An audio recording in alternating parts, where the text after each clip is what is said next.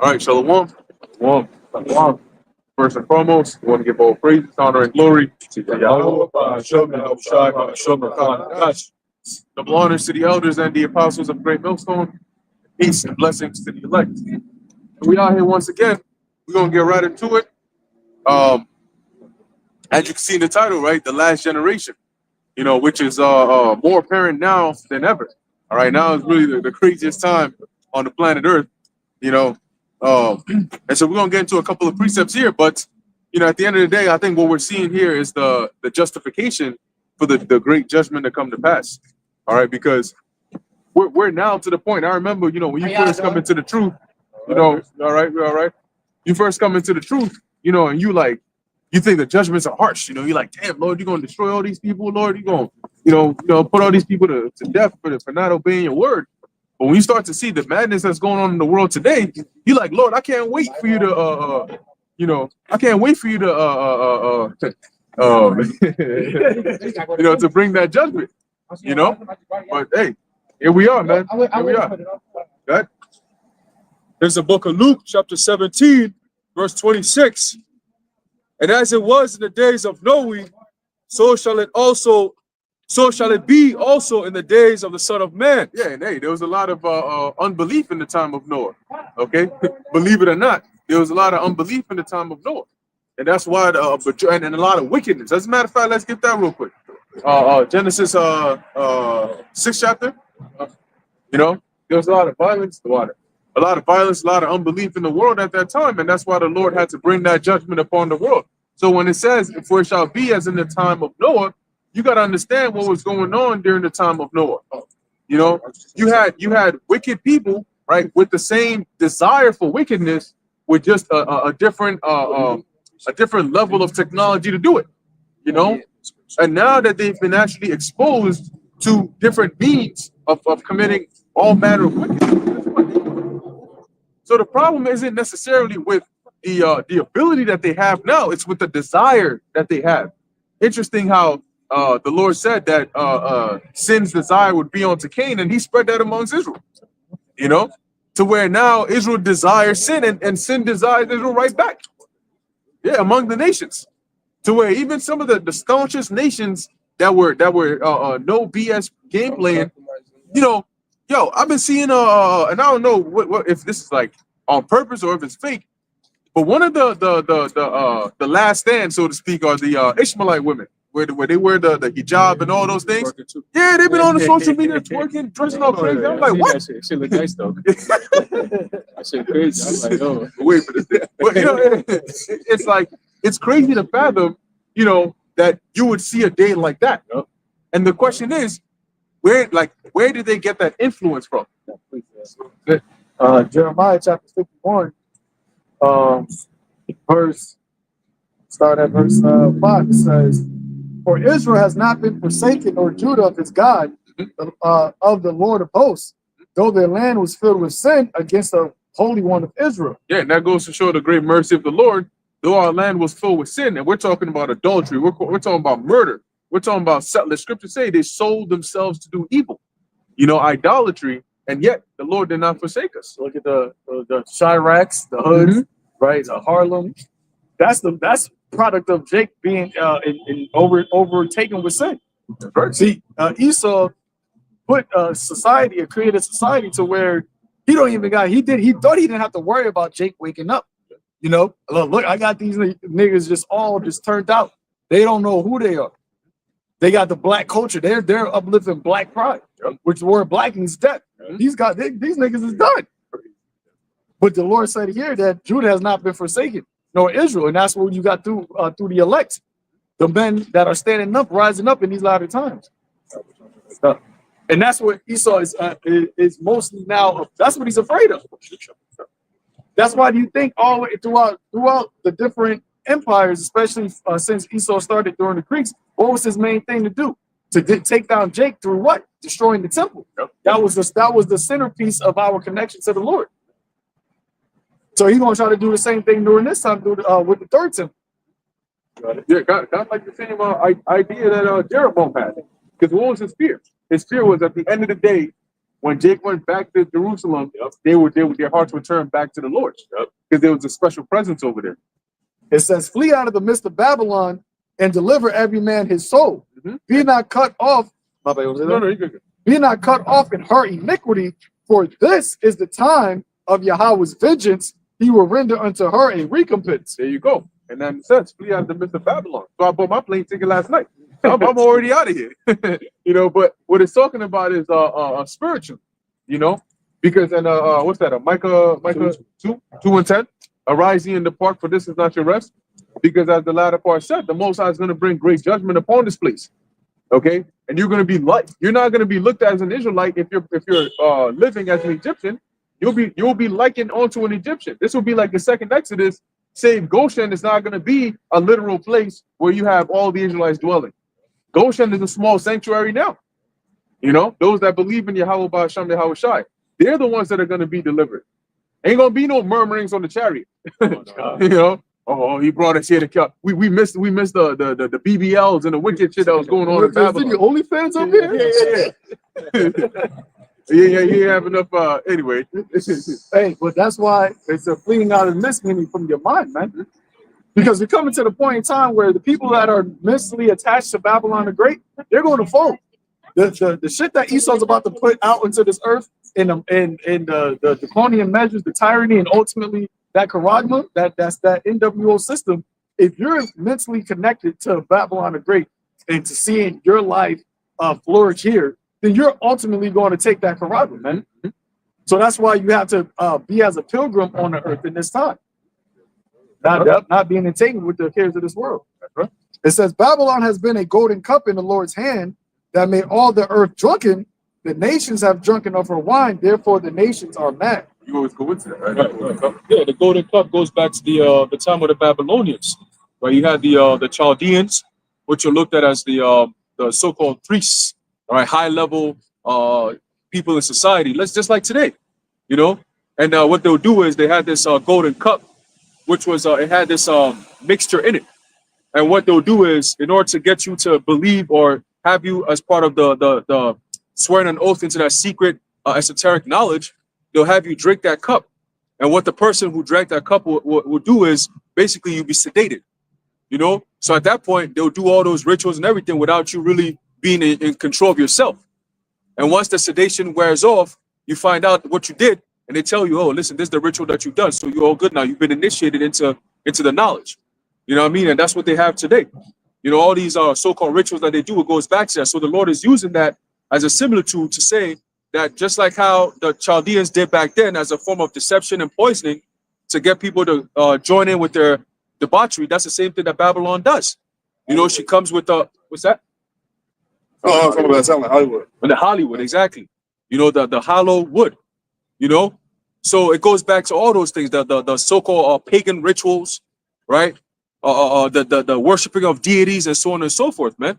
There's no new thing under the sun. So it says the nations are mad. Right? You go into that word mad, in another translation, it says deranged.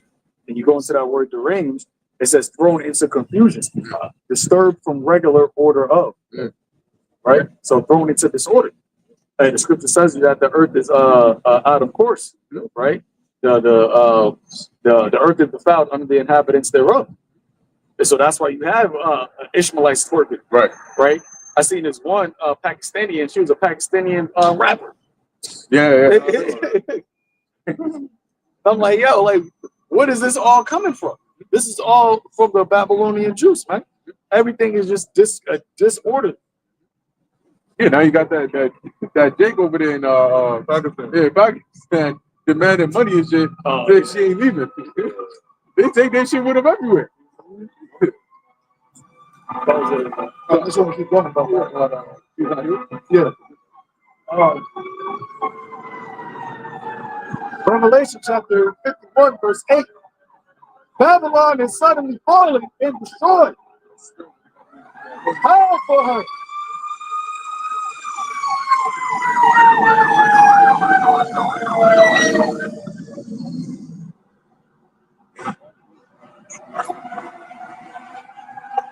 Babylon is suddenly fallen and destroyed. How for her? Take long for her pain. If so, she may be healed. Yeah, and we're seeing that now. But as it says, it's suddenly destroyed. You know, and if so be, she may be healed. But the thing is, as we're going to go into, you can't heal this place. There is no coming back in this place. You know what they do is they I remember years ago before the situation, right? Before the change, you had you kept saying that, right? Like this is the best that this place is going to be. You know, and those that have eyes to see have seen that. They by giving people their freedoms back, people are so happy and overjoyed that they didn't see the change that's going on in the world. Things have like drastically gotten worse at a very, very rapid pace, especially the morale of the people.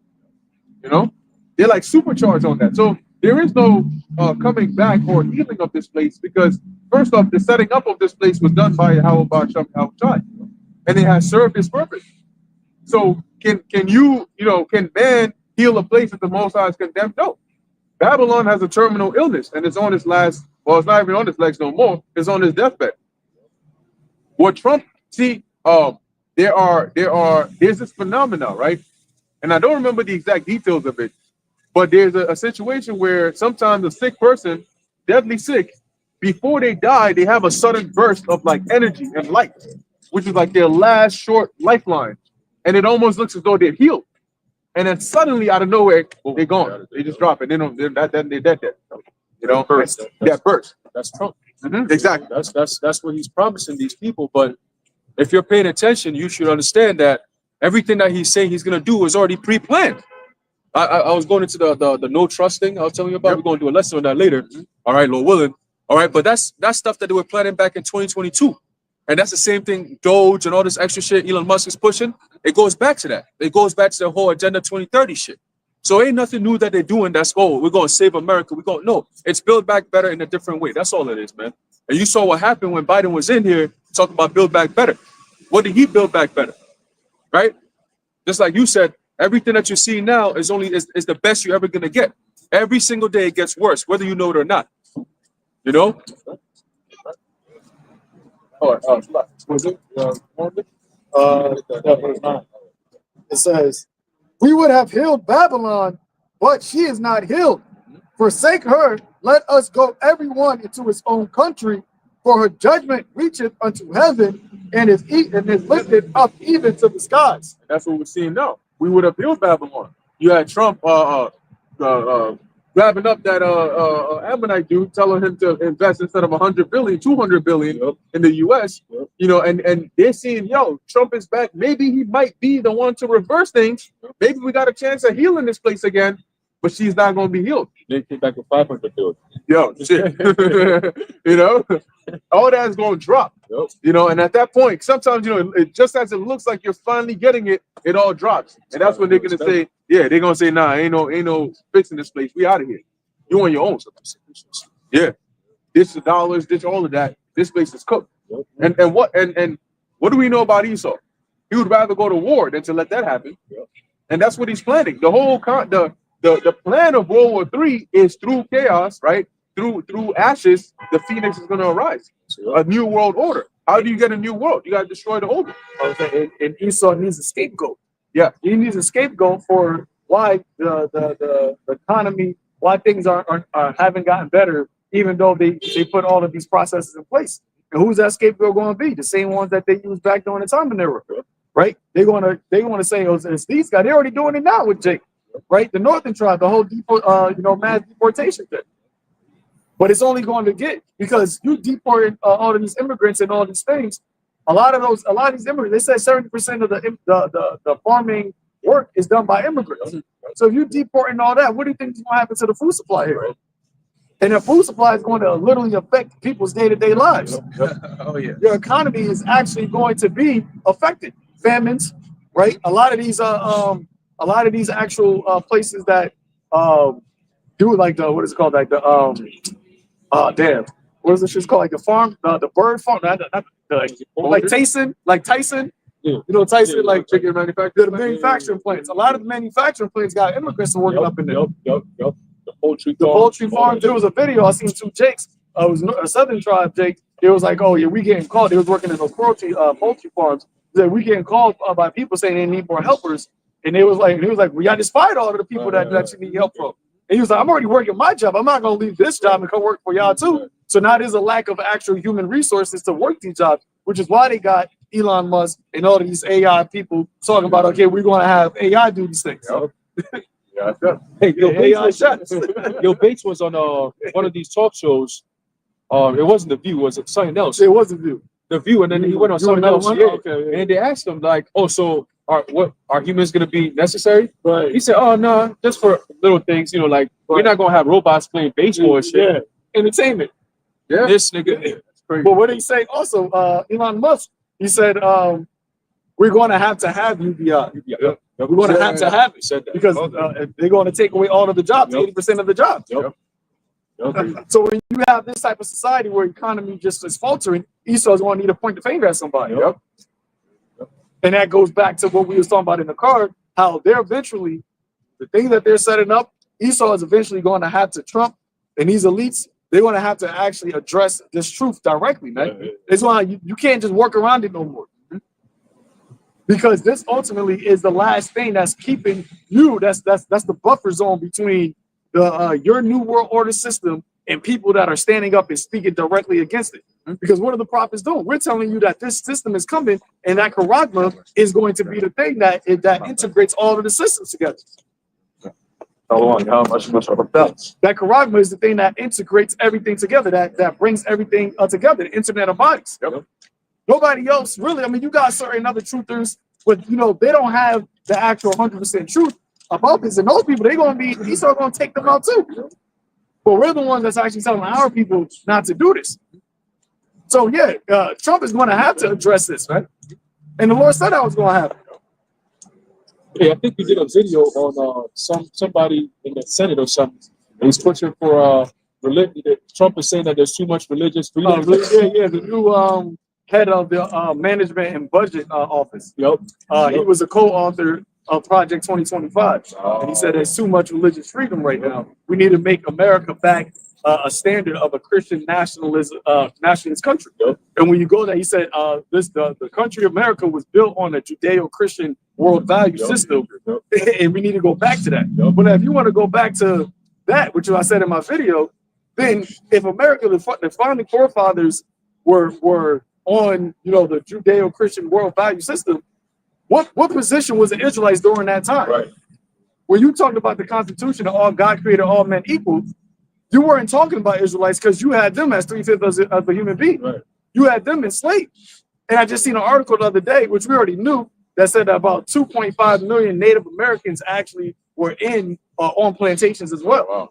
Judah and Israel literally was oppressed together. They don't really talk about how the northern tribes were actually enslaved as well underneath Esau's slavery system, but you see it right now. The product of why Jake is in the position that they're in right now, from the northern kingdom to the south, is because of that judo Christianity system that you set up, plantation Christianity. It was set on the destruction of Israel, man. And then you gave us the Christianity Bible and said, oh yeah, you're supposed to be in this position. So if you're trying to get people back to that mindset, that's why Trump is saying, all of the Mexicans taking the black jobs. Right. That whole equality BS, that's why he's getting rid of DEI. He's blaming all of those issues on DEI. When they say that shit, they're blaming, he's setting up the narrative of blaming it on Israel. It's already being set up. You know about president. Yep. Yeah, free. Yeah. Actually, I have something else, but the direction kind of shifted. So, because like all the stuff intertwined with all of the jobs and the DI, UBI, the immigration and all that. And I'm gonna read Ecclesiastes chapter 12, verse 4. But I'm reading the NLT. It says, "Remember him before the door to life's opportunities." Oops. I said, "Remember him before the door to life's opportunities is closed, and the sound of work fades." And it says, "Now you rise at the first chirping of the birds, but then all their sounds will grow faint." But it says, "The door to life's opportunities is closed." Well, yo, that UBI, they're talking about all this, like the jobs. Yo, Elon Musk is talking about cutting 80% of the jobs. So if you have that, all this AI taking over shit, the whole if those immigrants are the people that did all the farming, which means they have something in place to a solution for that. That's gonna be all that lab grown meat and all that lab grown GMO bullshit, man.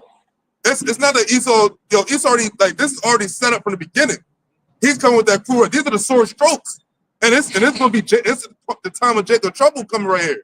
This ain't going to end well, especially for Israel on this side.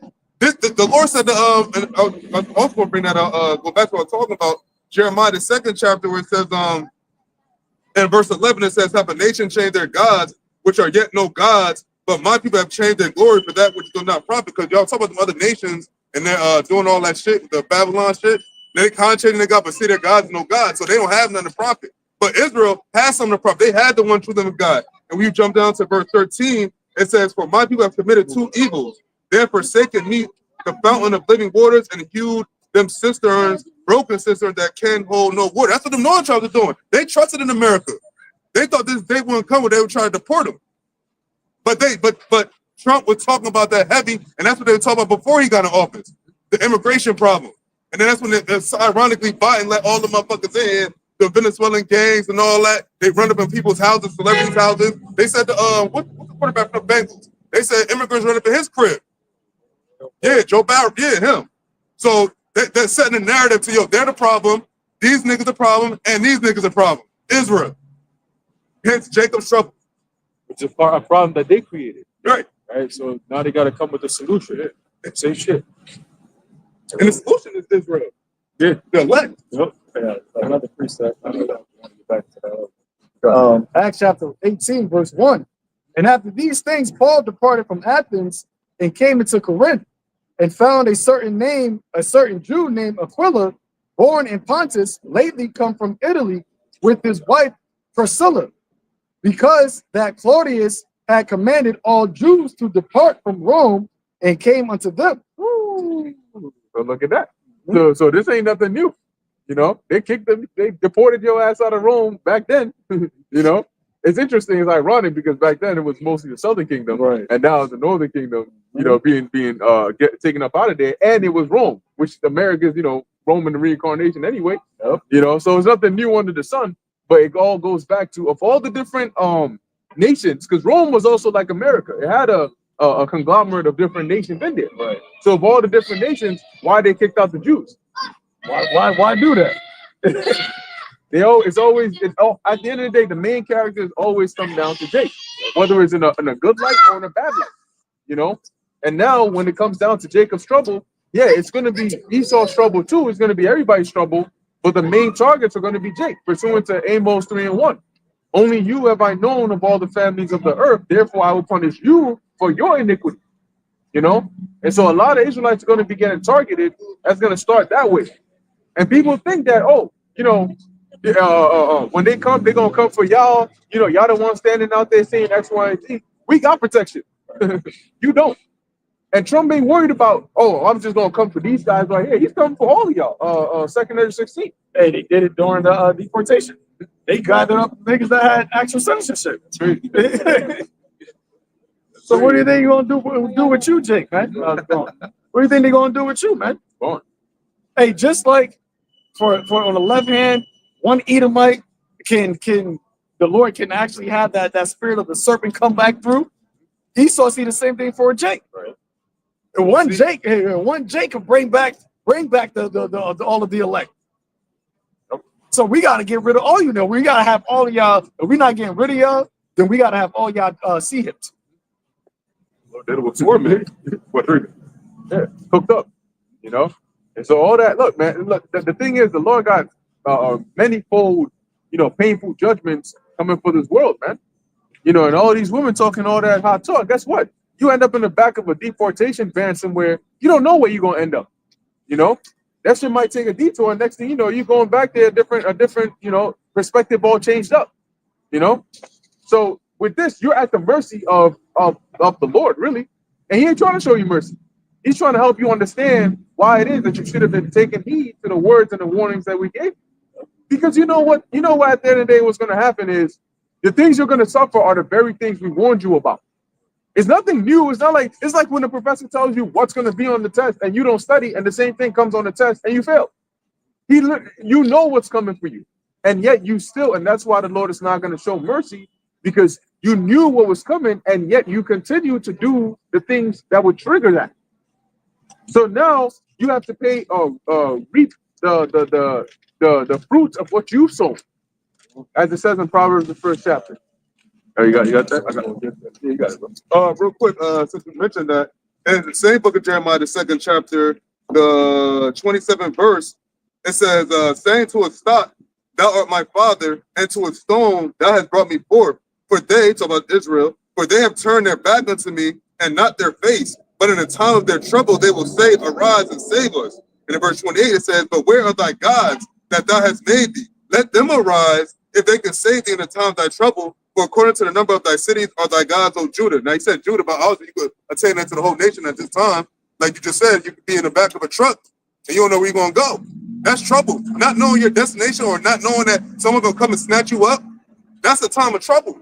And that time of trouble is increasing more and more, like the brother said earlier. Every day it gets worse. Every day, literally every day. And the Lord said the days are shortened. So we have shortened bad days every day if you're not part of the protection, under the protection, man. That's what the Lord said. Yo, tell your God to arrive. Tell Hazel Priest will come and save you. Tell Maria all that shit. Because when you actually Jake's now, like who's your God? None of them going to say Yahweh. They're all going to actually profess they have a God, but they're all going to profess a God that is no God.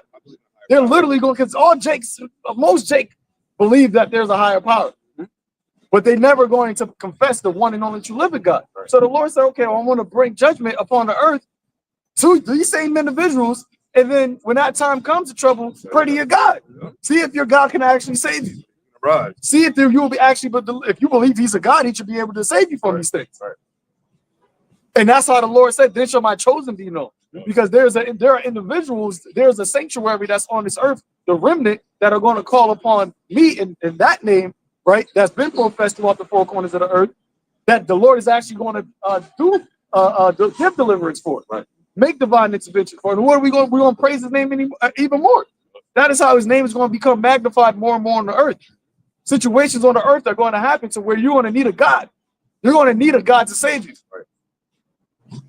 Amalek, they're talking about their God is the one. And we mentioned this before. When you look at these wars, all of these different nations are actually proclaiming that their God is going to help them win these wars. Right. The Ayatollah talking about by Allah we shall destroy them. Amalek talking about Hashem is going to give us victory. Esau talking about my gun. Babylon saying my gun is going to do this. Right? All these different nations, the Hindus, whenever they get these weapons and they do all these things, guess what? They pray to their God they bless their enterprise. Right. They're blessed there. Okay, let's be successful as we go into this war or go into the second. They do all these things, right? So it's always been about these gods or these nations in uplifting their gods. But the Lord is about to you're about to see that the ones that were insignificant, the ones that had no actual power on the earth physically, we had this treasure in earthen vessels because we have the one and only true living God on our side. Hey, them nations, if I may, them nations never say that God started the war though. We said our God mustered those to the battle. They never said that God started their wars. Right. Where's the credit go for that? Who started it? Who's having you do it? Who's having in these leaders' mind to say, yo, do this, do that? Why is Trump totally different than Biden? It's the same country, so it's the same morals, but no, it's a country divided. That's the whole thing. What Trump was bringing back that white nationalist spirit. Yeah. That's going to escalate more and more, to the point of people realize, like you said, they're going now they're going to be sounding like them heathens in the Psalm of David, crying on to all the gods, even on to YAHAWASHI, but he ain't going to answer you. Like the sad realization is that you think, okay, I finally got the name, and yet you call him and he's not answering. Right. You finally find somebody's phone number, you call it. It's like calling 911. You expect that they're always going to pick up, and then they don't. And now you caught up here, and at the time you need it most. Imagine they see you calling upon him, and he actually answers you. Right. And they're like, why he not answering me? And that's why I said that they're going to take hold of one that's been a Jew. Said, let us go with you. But we know the Most High. We know the Most High is with you. How they going to know that? And they're going to say that because they know he's with us and not with them. And that's going to be one of the main reasons why the men of the Lord are going to be more precious than fine gold. Because you're going to be like the prophets in ancient times. You're going to be the go-to. Like when you read about Elisha, he was the go-to even amongst the heathen.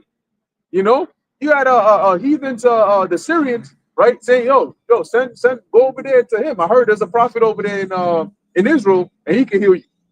You know, so we're gonna be that source, right? The Lord said that we're gonna be fed. What's that? Isaiah 65, right? That we're gonna be protected. And then on top of that, he said we're gonna sing for joy of heart. Some of us don't sing, you know. So imagine, you know, you get so happy, you know you can't sing, but you try anyway, right? Because you're so happy.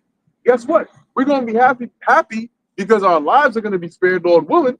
But at the same time, it's gonna be a beautiful thing to see the downfall of this place and know that you got a hedge of protection and know what's coming after is going to be to your benefit. At this point, it's just going to be a waiting game. You got it. Psalms 20, verse 5. We will rejoice in thy salvation, and in the name of our God, we will set up our banners. The Lord Yahweh fulfill all of thy petitions. There you go. We will rejoice in thy salvation. And we do that now, but as these prophecies start to pop up, it's going to feel more real, right? You know, when you start to see the actual Jacob's trouble, you're going to be excited more so than being afraid, you know, because you're like, yo, this is the doorstep to our salvation. You know, we just got to look, man. If clearly the door of the kingdom is across the street, but in the street you got lions and serpents and scorpions, you know, your mind is going to be, I just got to cross the last street, and I'm kingdom that we've been waiting for, going back to Hebrews 11. Even all the way back in the beginning, they were waiting for this. Right. And now all we got to do, the factor of time is out the way. We just got to cross that, you know, that path. And what's going to give us the strength to cross that path? The name of our God. There you go. See? And that's something that a lot of these Israelites ain't pushing. That's how the Lord is making the separation of who he truly is with. Because the scripture says that the elect shall praise his holy name. Right? So it's by professing that name. Second chapter, then I started to commend them that stood so stiffly for the name of the Lord, YAHAWASHI, man, because that's what's going to give us the confidence to cross that straight gate. It's the name of the Lord. It said that the name of the Lord is a strong tower. The name of the Lord is dreadful unto the heathens. Man, actually, you can pull it up. Proverbs 18:10. The name of the Lord is a strong tower. The righteous runneth into it and is safe. There you go. The name of the Lord is a strong tower, man. What else do we need? Right. What did David say? The Lord is on my side. Whom shall I be afraid of? Who shall I fear? And that's what Esau. That's why we was going back to saying it. That Trump is going to have to literally address this, man, because we out here literally are confessing the one name. The one power that these devils. But I'm dropping off a free king. Right? Okay. Brother. God bless you, man. Let's see. I'm coming to join y'all soon. Hey, go willing, man. You know? That was good.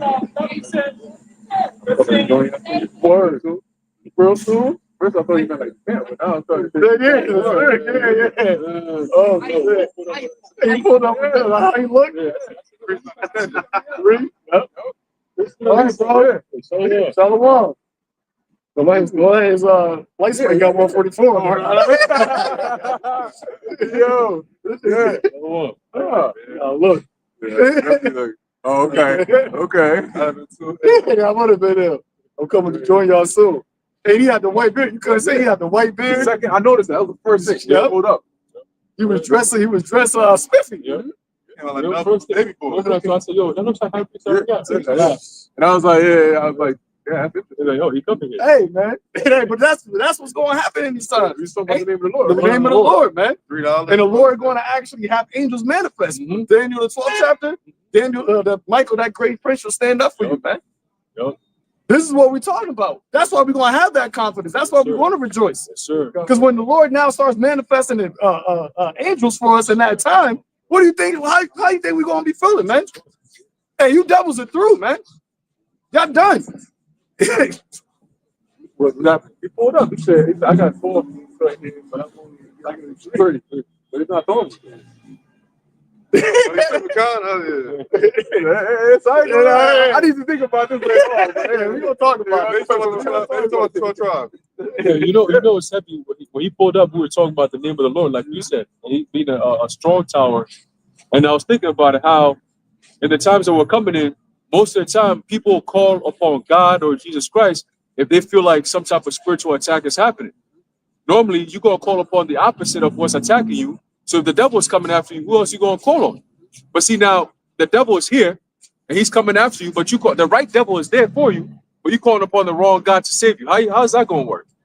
You see what I'm saying? So we're going to be calling upon the right God, YAHAWASHI. And through that, we're going to have that protection. We're going to have the food. We're going to have the succor, right? We're going to have the ability to see before things happen, right? Ultimately, that protection, man. You know, because it's a time of what? Trouble. The time of evil. And when we go back into the past of the power that we serve, the things he's done for us, we see time and time again how he came through for us, even when our nation was wicked as hell. But a few of us cried to the Lord, and he said, you know what? I have respect unto their cry, so I'm going to send one of my angels down there to take you guys up out of there, man. One of his messengers, man. It's the same thing coming back again this time, but this time it's going to be on a whole nother level. Right. Okay, the time of Egypt is not going to compare to the times that we're about to enter into now. You see, that's why it's recorded the way it is when you read 2nd Ezra. It's about those that stood so stiffly for the name of the Lord, because that name is going to be demonized in this damn place, man.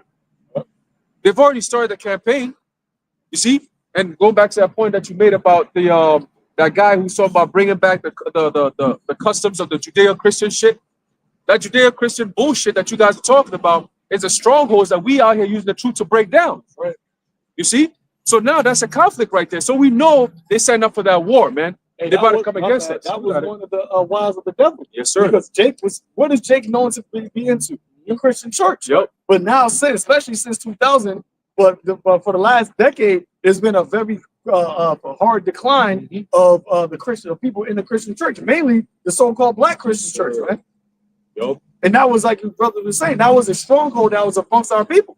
And now what you see happening right now, there's now a spirit of uprising against the truth amongst the Christians, so-called Christianity, man. And now you got Esau talking about we trying to bring that vibration. So you got these Jakes that bought into plantation Christianity trying to come up and come up against the truth. You got Esau, the government, talking about that they want to reestablish the Judeo-Christian Christian nationalism on in America. Who are they going to have to face first, man? Who are they going to address first? Why do you think the Lord said that you're going to be brought before governors and kings and magistrates for my name's sake as a testimony against them, man? It always happens. And so it will be more so prevalent now in this time, being that this is the last go around. This time, as you said, the Lord said his prophets shall not be pushed into a corner anymore. You know, so they're not going to be able to do any harm to us. They tried it back then, but back then was a different time. Right. You know, now is the time where the Lord says, I'm going to make my power manifest. You know, so we excited, man. We excited, man. Like, because the excitement is that we're going to see what the Lord does, like in Wisdom of Solomon, the 2nd chapter. Right. They said basically they're going to come and you say you're the son of the Most High, right? Let's come and test them. And in that same book, it says, when men will not believe that thou art of a full power, then, you know, thou showest thy strength. And make it them that know it, makes their boldness manifest. There you go. So that's what the Lord is going to do. The Lord always shows signs. He always shows signs. Even when you had Miriam and Aaron and Miriam coming against Moses, even within that family drama, the Lord intervened over there to let it be known. Look, you're not. This is somebody I've set apart. So what we're doing is very important to the Lord. Keep that in mind. This is like one of the most important things to the Lord, what we're doing. And we're living in a time where men don't believe that the Lord is full of strength. And this is the most heightened time, man. Heightened period. They believe that Esau's of a full strength. Right. Esau's boasting in things that people look at as literally being godlike abilities, man. Miracles. To the point where Jake don't even fear the Lord no more. Think about that. Jake don't even fear. They don't even believe that he is. They don't even believe that, there is a God of power in heaven. Their power that delivered them out of Egypt, that was with them during the time of Jericho, that was with them during all of these great deliverances that the Lord did for us, that he had recorded. He had these things recorded for a reason, man, because as it says in Micah, that brother can pull it up, 3 verse 16, that what? The Lord heard it, man, and made a book of remembrance for them that what? thought upon his name and feared his name, man. We're out here because we fear the Lord, Right. which is the beginning of wisdom. It's the book of Malachi 3:16. Then they that feared Yahweh, Bahashem Yahawashi, spake often one to another. That's right. And the key word is speak often one to another. You know, go ahead. And Yahweh Bahashem Yahawashi hearkened and heard it. Right. So the Lord listened and heard it.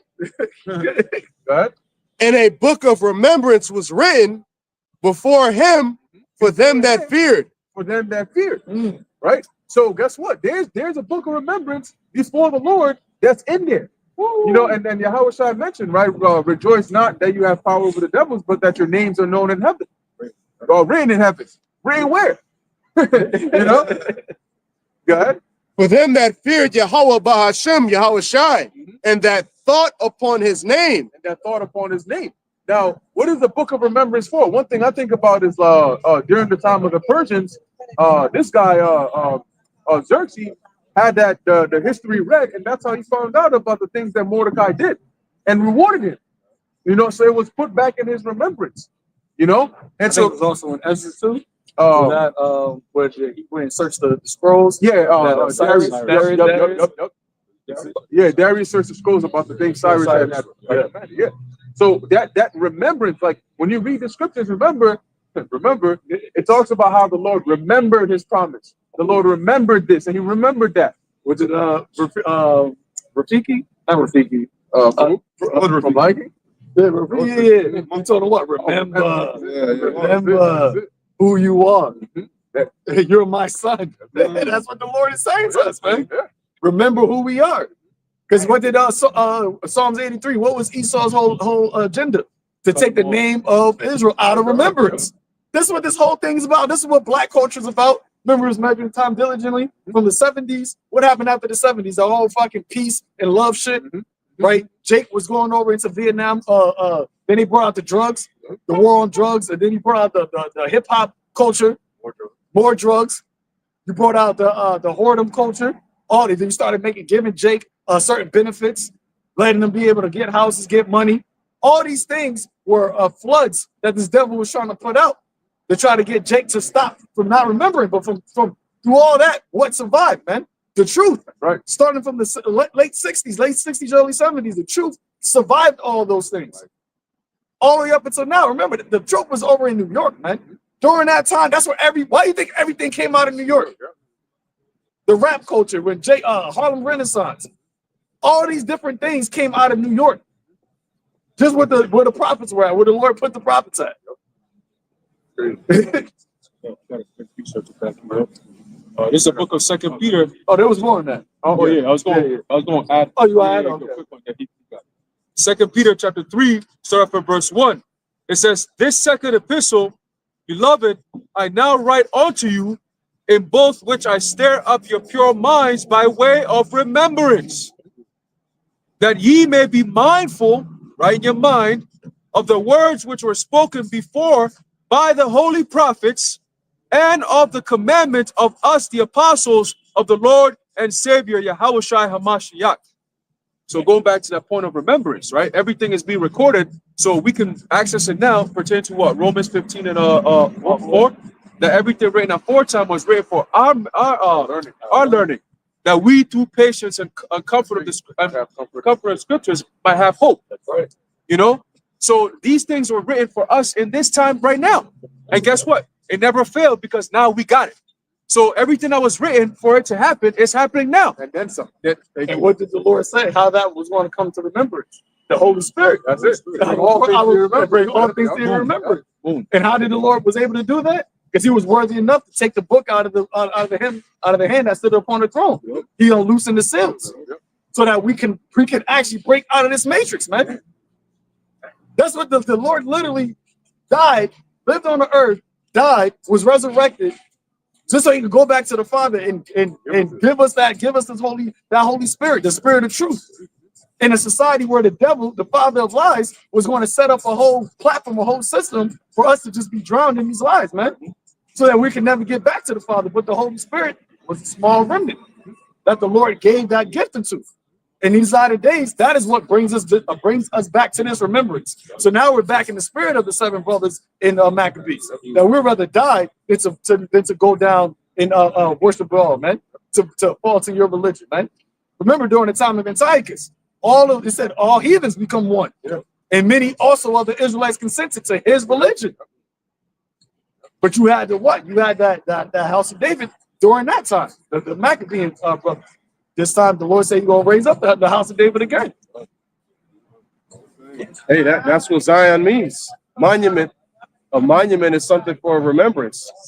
The small hats didn't have to remember who they were. They're saying that they were always the people. But we actually fell away and completely lost who we were. So then that will require us to what? Remember, be called into remembrance, like the scripture says. Now read on. Malachi 3:17. And they shall be mine, saith Yahawah Hashem YAHAWASHI of hosts, in that day when I make up my jewels, and I will spare them as a man spareth his own son that serveth him. Right. When I make up my jewels, and I'll spare them as a man spareth his own son that serveth him.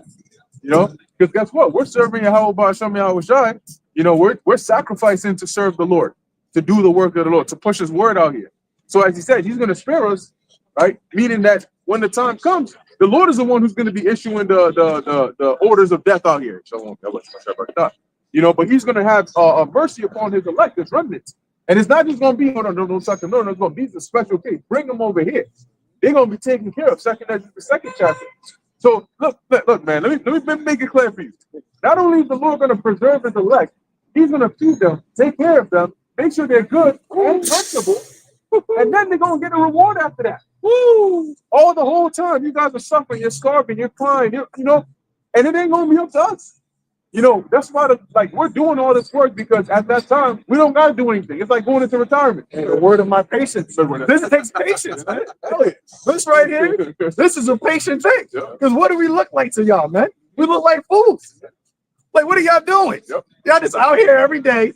Just every week, just talking to yourselves, talking about this going to be some catastrophic disaster. Y'all been saying it. 2 Peter 3rd chapter. Since the fathers passed, y'all been saying this, man. Y'all look stupid. But what the Lord said, the foolishness of preaching. All we're doing is what? The word of his patience. The word of his patience. He said he's going to cause the proverb to cease. There you go. So here we are. And I was going to say, to add on to the proverbs, if you were to think about the events that are taking place right now on the earth, that is taking fruition more and more every day. Because if you think about it, when we're talking about, like, and let's talk about since Trump got in office. When Trump got in office, he did a bunch of shit. When BB came to meet up with him, they were talking about Iran. He said, yo, Iran can't have a nuclear weapon, right? The next day, Iran said, not only are we going to have nuclear weapons, we're going to speed up the process and take shortcuts to make nuclear bombs. That's just Iran. You got North Korea just started fighting again against the Ukrainians. You got Ukraine down there wiped out by Russia. You got China talking about, yo, we just about ready to go to Taiwan, Philippines, Japan. Everybody got nuclear subs, aircraft carriers. The Lord is having Joel the 3rd chapter take place as we speak. No more, because niggas can't just say, oh, y'all talking about some catastrophe. It's already catastrophic shit happening. You just had 3 plane crashes in like the course of 2 weeks. You had, what else happened? There's another plane crash in Brazil. And one of the plane crashes was, I believe, was a Gonzaga basketball team or a Gonzaga college team. You got a bunch of different pestilences that's coming back. What was that one? Malberg or some shit like that. Or Malberg, Ebola, the birds, you know, Angry Birds. There's Angry Birds. There's a lot of things. A lot of stuff. The Lord said it. We start seeing these things, man. And you want to talk about, to add on to that technology and something, there's a couple of the Philadelphia Eagles players are sick right now. A couple of days before the Super Bowl. So that's something you have to acknowledge. If you think, all right, so people are like, oh, niggas get sick, but niggas got sick at this time, and they said they're ill. And they said like 3 or 4 of the defensive players. That'll take a toll on the process of the game. The game that you go for distractions. There's a bunch of stuff happening, man. It's a bunch of things happening, and there's a bunch of stuff happening to where now you can't just look past it. You got actual countries actually threatening America, saying to attack America with nuclear bombs. That's not something that was heard of years ago. Yeah. America was the guys on top. Yeah. Now everybody talking about attacking America, doing this, doing that. America's the problem. America's the reason why there's no world peace. What's up with that? And this real time. And who knows what's happening as we speak? You don't know what's going on right there throughout the whole four corners of the earth. Trump is on a rampage. You gonna fix all that? Yeah, he said he bring a world peace, but they said the world's gotten worse. Hey, he tried calling North Korea to tell them to get rid of their nukes, and they told him our nukes are not a bargaining chip. We didn't make it so we can negotiate money. He said we use it so we can. So don't even call us to try to negotiate none of that shit. And they try to tell, okay, well, if you're not gonna get rid of it, at least don't help Iran develop. So they said, well, you know, we're not gonna do that. You know, you've been putting sanctions on us. If you wanted our prosperity, you would have lifted sanctions and allow us to, you know, participate. So they said, but Iran is giving us a chance, Russia's giving us a chance. So, you know, don't talk to us like you got to do something for us now. So, like the brother's saying, it's undeniable. You can't say that a whole coalition in the Eastern world is being made against America. You can't deny that now, you know? But yeah. Iran said the same thing about doing the bullshit. Yeah.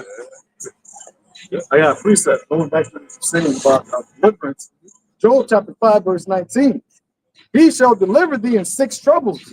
Yeah, in 7 there shall no evil touch thee. And there shall no evil touch you. There's a lot of precepts that are synonymous to that, you know, and that's why that gives us comfort to come out here boldly and do what we got to do. The more understanding you have of the Lord, the more you believe these words, because you know that the Lord said that. That's exactly what He's going to do. Remember that the Lord is a man of His word, right? And every time He has said He's going to do something, He does it. So if He says He's going to deliver us, He's going to deliver us in 6 troubles, and in the 7th, no evils shall touch thee. We ain't got nothing to worry about. We don't got to worry about how He's going to do it, when He's going to do it. We just know that we're going to be good. Just keep doing what you're doing. Right. It's kind of like being in the shoes of Noah. As we opened up with that, right? It's going to be at the days of Noah is how it's going to be before the Son of Man returns. Remember, Noah built an ark based on faith. Right. You know what I'm saying? He was being ridiculed, you know. And the old world, remember, the old world went on for thousands of years. Though it ends in Genesis, the 6th chapter, people normally think of it as, oh, that's a short time. Right. That was thousands of years of wickedness being done. Enough to provoke the Lord to wipe out the whole entire earth and restart everything again with Noah. Well, remember what the Lord said? He said that the imagination of man is to do evil continually. Yeah. That had to take a long process of time for it to get to a point where everything you just think of is just evilness. And we're going to go back to it, but the Lord said, as in the days of Noah. Where you see Jake now, Jake don't got no pious mentality, man. They're not thinking upon, remember, you just said, you asked Jake who's their God. Nobody going to say that I'm Yahweh. Right. The same thing was happening during the time of Noah. That's why the Lord said He found favor and grace in Noah. Because Noah still stayed strong, stayed true to that same lineage going back to Adam. Because remember, it says during the time of Enoch, then men started to call upon the name of the Lord. So you had prophets that were out there prophesying, right, speaking in the name of Yahweh, right, during that time. Noah kept that same heritage. He kept that same portion. So that when the Lord brought the judgment, he delivered Noah. Right. And majority of Jake right now, they're going to be the sons of God that's going to be caught up in that flood. But this time it's going to be a flood of fire, man. And when you look at the trend, you know, it was all based on what? Faith. Because they hadn't seen the judgment that was to come. They heard of it, and that alone is what compelled them to do what they had to do. Same thing as us. You know, every member of the elect were compelled to follow the ways of the words of the Lord through what? Through faith and fear. The rest of the world, they lack both. That's a problem. How you ain't got no faith and you ain't got no fear? Like, how you even gonna survive with some shit like that, man? You know? But we've seen the end to come. We read about the end, and we don't just read it. We envision these things, man. When we read about Jacob's trouble, we envision how it's going to be. When we see the judgment of America, we envision how it's going to be. And none of us over here look at the judgment of America and be like, I'm in the fire and the missiles are coming down. We always envision us being at the top, looking at this place get burned up, man. Looking at the lines of the states, like, yo, oh, that's New York right there. Yo, that's Jersey right there. Yo, remember the wicked ass niggas that used to come up and talk shit? Oh, that's him. Look at him running. Oh, Lord, get that nigga. You know, the Most High gonna make a quick work with these people, man. And that's where the faith comes in, man. Hey, before it happened, we spoke about it. We believed it. And we waited for it to happen, man. And we kept our faith in the Lord. And what did He do? He rewarded us for that. Just like He did with all the men of old, man. Noah had faith, even though he hadn't seen no flood. Imagine building an ark, right? In the midst of people who, number one, they don't believe. Number two, they're wicked as all hell. So what you telling them, yo, The Lord said, what y'all do is wicked. Y'all gonna be destroyed by what? By a flood? They're gonna try to talk you out of it. They're gonna clown you.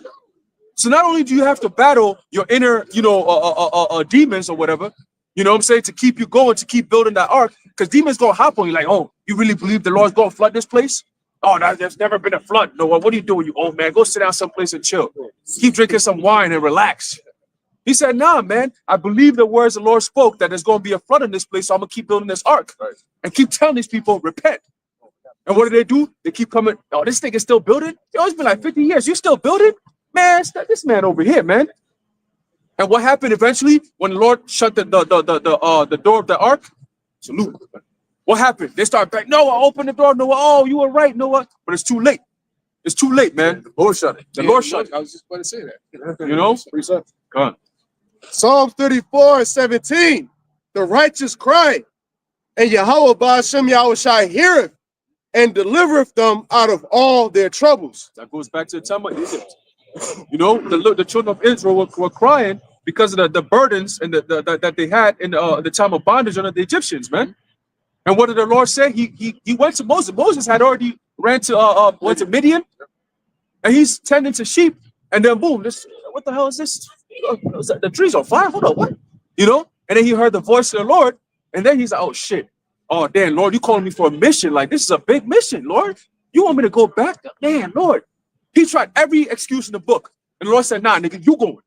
All right, you going. And your brother's gonna meet you over there. You gonna do my work. No excuses, man. That's the same spirit we in. No excuses. And what happened? The Lord used Moses, and step by step, he showed him. He gave him the whole blueprint. He said, when you get there, I'm going to harden Pharaoh's heart. He's going to say yes, and he's going to say no. I'm going to put the spirit on him and do all that. And guess what? At the end of it all, I'm going to break him down and his whole empire, man. That's what the Lord's going to do to this place, man. You think we're here for nothing, man? You clown-ass niggas be watching us. You think we're here for nothing. Here we go, right? Yeah, real quick, this is the book of Isaiah chapter 48. Verses, verse 9. Hey, Salaki, man, I was gonna say that it's exciting, you know, especially now, because it's like you're starting to actually see, you know, imagine you plant, right? You plant a small seed, you know, it doesn't look like much, and you keep on watering it. You watch it go from that little plant all the way to a tree, and you finally start to see the fruit coming off of it. You know, you taste one fruit, you're like, this your bad, you know, and you realize how much of a gold mine you really struck. You know, or like Yahawashi said, you know, you thinking on your farm one day and you see this like gold dust or this gold peaks right there. Come to find out, you really on top of a gold mine.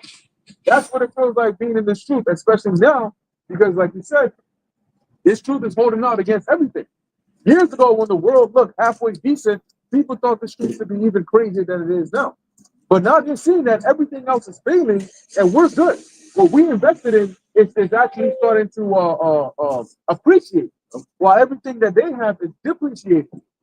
And eventually, it's going to get to the point where our value is going to be so high that they're going to be looking at us like, yo, I wish I would have invested with what you're doing. You know? That takes patience. Yep. And sometimes that long wait is very discouraging, man. You know, you keep coming back, you keep watering the same plants, you know, you cultivate it, but you ain't see nothing. It takes a while, but guess what? It's going to take a while, but you got to just bear with it. That's where the patience comes in. That's where we always commune with each other because we keep each other going. If you isolate yourself in this truth, you're going to wither out. You need another brother's fire to keep you going. And then you keep them going and they keep you going. It's a nice cycle through the spirit, you know? So that's why we cherish this brotherhood because it's like an army. We're lockstep, literally like chains, you know? And each step, every step you go, you grab the next brother. Hey, the book of Proverbs tells you that 2 is better than 1. But in this case, we have multiple 2s. You know, the Lord said, "You shall know my disciples by the love that they have for me." Man. That's what the Lord said. And when you look at this truth, there's nothing in this world. There's nothing that has a stronger brotherhood than this, man. Nothing in the world has a stronger brotherhood than this, man. From brothers that didn't grow up together, got different personalities, look at things differently, talk differently, like different things, but yet when it comes to this, man, we'll die for each other, man. That's Yahawashi, man. That's the spirit of Yahawashi that's within this brother that you can't find nowhere else. To the point where you can trust brothers. You know, in the world, you got let's say you got your girl, right? And let's say your girl, and I'm gonna say your girl. Let's say a nigga got a somebody else, like you said, a person got their girl that's there, just like with Joseph, right? And their girl trying to come on to them. Let's say they bad with them. That brother would literally leave, go and tell that brother, or your girl trying to do it. Niggas in the world like y'all, they use TikTok and all that to show that type of shit, man. Or if a brother drops money, a nigga in the world, he don't know he dropped it. I was gonna pick that up. Oh, yo, you dropped this, brother. That's the spirit of this world, man. A brother needs something. There's no questions. Oh, yo, you better get this back to me. Like, oh yeah, you got it. Whatever you need, bro. Let me know. That's right. That's the love that the Lord said that His disciples would have in a time in the world where nobody shows that type of love. Right? And it's going to get even worse. Imagine. All right, so now you can say that. Okay, maybe somebody in the world, if he got a real best friend, he might give him his money back. He might tell his girl. But what happens when all hell breaks loose? What happens when now there's famines involved? Right. What happens when it's like, oh, yo, it's kill, eat or be eaten society?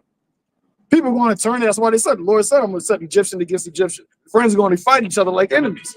That's not going to be amongst the brotherhood, though. That goes, if I may, I'm going to preach that goes into basically the Lord Himself.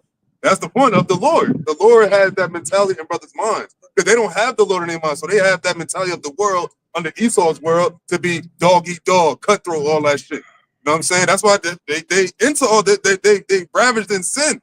But I want to bring out the book of Isaiah, the 48th chapter, because brothers were talking about how like when as we're preaching the Lord, how people look at us as a spectacle and all that, the Lord seems like He's not doing nothing. But as time we in right now, the Lord is making more actions. So this Isaiah 48:10 or 48:9, excuse me, says, "For my name's sake will I defer my anger, and for my praise will I refrain from thee, that I cut thee not off."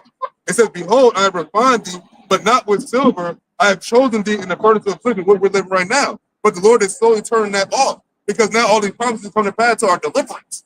That's the other side of the coin. That's what we were talking about. We were talking about deliverance, being delivered up out of here. So in the time of all this affliction and all of the hell and all this bullshit, it's kind of coming to an end. And it says, verse 11, it says, "For my own sake, even for my own sake will I do it. For how should my name be polluted?" Because what we prophesying in the Lord's name. If brother talk about, yo, the enemy's coming in like a flood and the Lord gonna lift up a standard against him, that's the Lord said His name shall not be polluted. We're prophesying in the name of YAHAWASHI, the Lord's actual name. He said it can't be polluted. He said it will not be polluted. Because even in the same book, He said His name is blasphemed every day. You got people that, you said, when their brother said, if you ask Jake what their God's name is, they're going to say not Yahweh or YAHAWASHI. They're going to say a bunch of other shit. That's why everybody in the world is getting fucked up, except for who? The prophets. Now, granted, we have a life we live that's not as glamorous, but it's a life as far as being taken care of in our day-to-day. These people want their day-to-day. They're looking for generations from now. Talk about generational wealth. Oh, in the last 5 years, I want to do this, I want to do that. Not knowing that all this whole system about to change. Hey, that's why they're so scared about what Trump doing. Because they're thinking about, oh, what is my future going to look like? What is my kids' future going to look like? Here we have no continuing city, man. No continuing. When you're joints from love. No continuing city. Oh. Okay, verse 12. Here's the point. It says, "Hearken unto me, O Jacob and Israel, my cause. I am He. I am the first. I also am the last." Now, what about the Jakes that don't believe now? What's the judgment's coming to them? The judgment comes to them is the judgment of an unbeliever. You think these Jakes out here are worried about fearing the Lord right now? They should. That's the best thing to do. But only the one that the Lord chose is going to be doing that. That's going to go towards the remnant of Jacob, the elect. We're trying to be part of the elect. We know we have the seed of Israel. That don't cut it, though. You have to be from the seed of the elect, the first fruits, the first spirits after YAHAWASHI. That's His chosen. That's why the Lord said, many shall be called, but few are chosen. There's select few chosen Israelite men that's going to be delivered up out of here, men, women, and children. But starting with the 144,000. That's the point. That's what they don't tell you in the churches. They don't tell you that it's a select few that's going to be delivered. They make you think that anybody can be saved. So continue your wickedness, continue your bullshit, and you might be saved. No. And now everybody's starting to see that. Now you're seeing the judgments, harsh judgments out here. You got people killing their families. You got animal attacks. You got all these plane crashes. That plane crash, and you think all the plane crashes is about the Washington, D.C. area. All of them is in that area, D.C., Virginia, all of those plane crashes, all the military helicopter that crashed into a plane, that's getting swept under the rug, and it's only going to get worse. That's Esau's way of bringing in the new transportation regulations. Right. Man. It's all problem reaction solution. There ain't no planes that's you gotta have like to be a pilot. You gotta go through intense amounts of training, hours of that shit. So ain't no way out of nowhere just suddenly a couple of years ago you had the train derailments and it was a pattern. Remember, one time is an accident, right? Second time is a coincidence. A third time is a pattern. So you see this shit, plane crashes out of nowhere more than 3 times. That's a pattern, man. Who's doing it? Who's behind this? And what kind of investigations are being done after these things happen? We don't hear about it.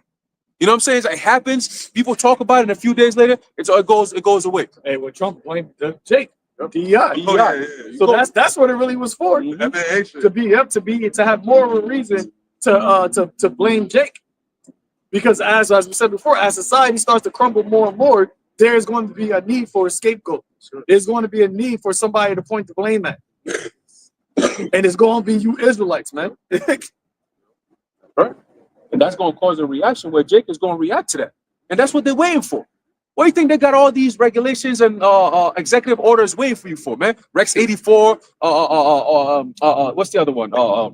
Project Megiddo. All these different things that they have is for Jake. When Jake starts to rise up, we're going to quell that shit. All those detention camps that they built during the CV. There you go. And never used. There you go. Never used them. They was building them, though. Yup. They got him ready. Yup. And Trump is the guy to do it. You know, because that's the thing. He don't care about backlash. In fact, he works with it. Yep. You know, when you give him backlash, his attitude is, oh, you come in with a fist, I'm gonna come with a knife. You come with a knife, I'm come with an RPG. You know what I'm saying? Fuck around, I'll shoot you with a freaking satellite missile. You know, that's how Trump moves. And that's his persona. So people already expect that. You know, and that's why I'm looking at these anti-deportation riots and so on. There was one where it said somebody got stabbed up. You know, there was one where they jumped this guy, started beating him up, you know, not like on some fake tap you type joint, but actually, you know, whooping his ass and shit. And then earlier today, they said Trump was angry that the deportation numbers weren't high enough. You know, you got Sakari over there. They just had Gorilla Eagle put out a video saying that he pulled up to New Orleans. He's like, yeah, Trump called me. They said, yo, I need you to pull up, man. I need you to tell the people, you know, that you spitting that real shit. So we pulled up to New Orleans because, you know, Trump is going to the Super Bowl too.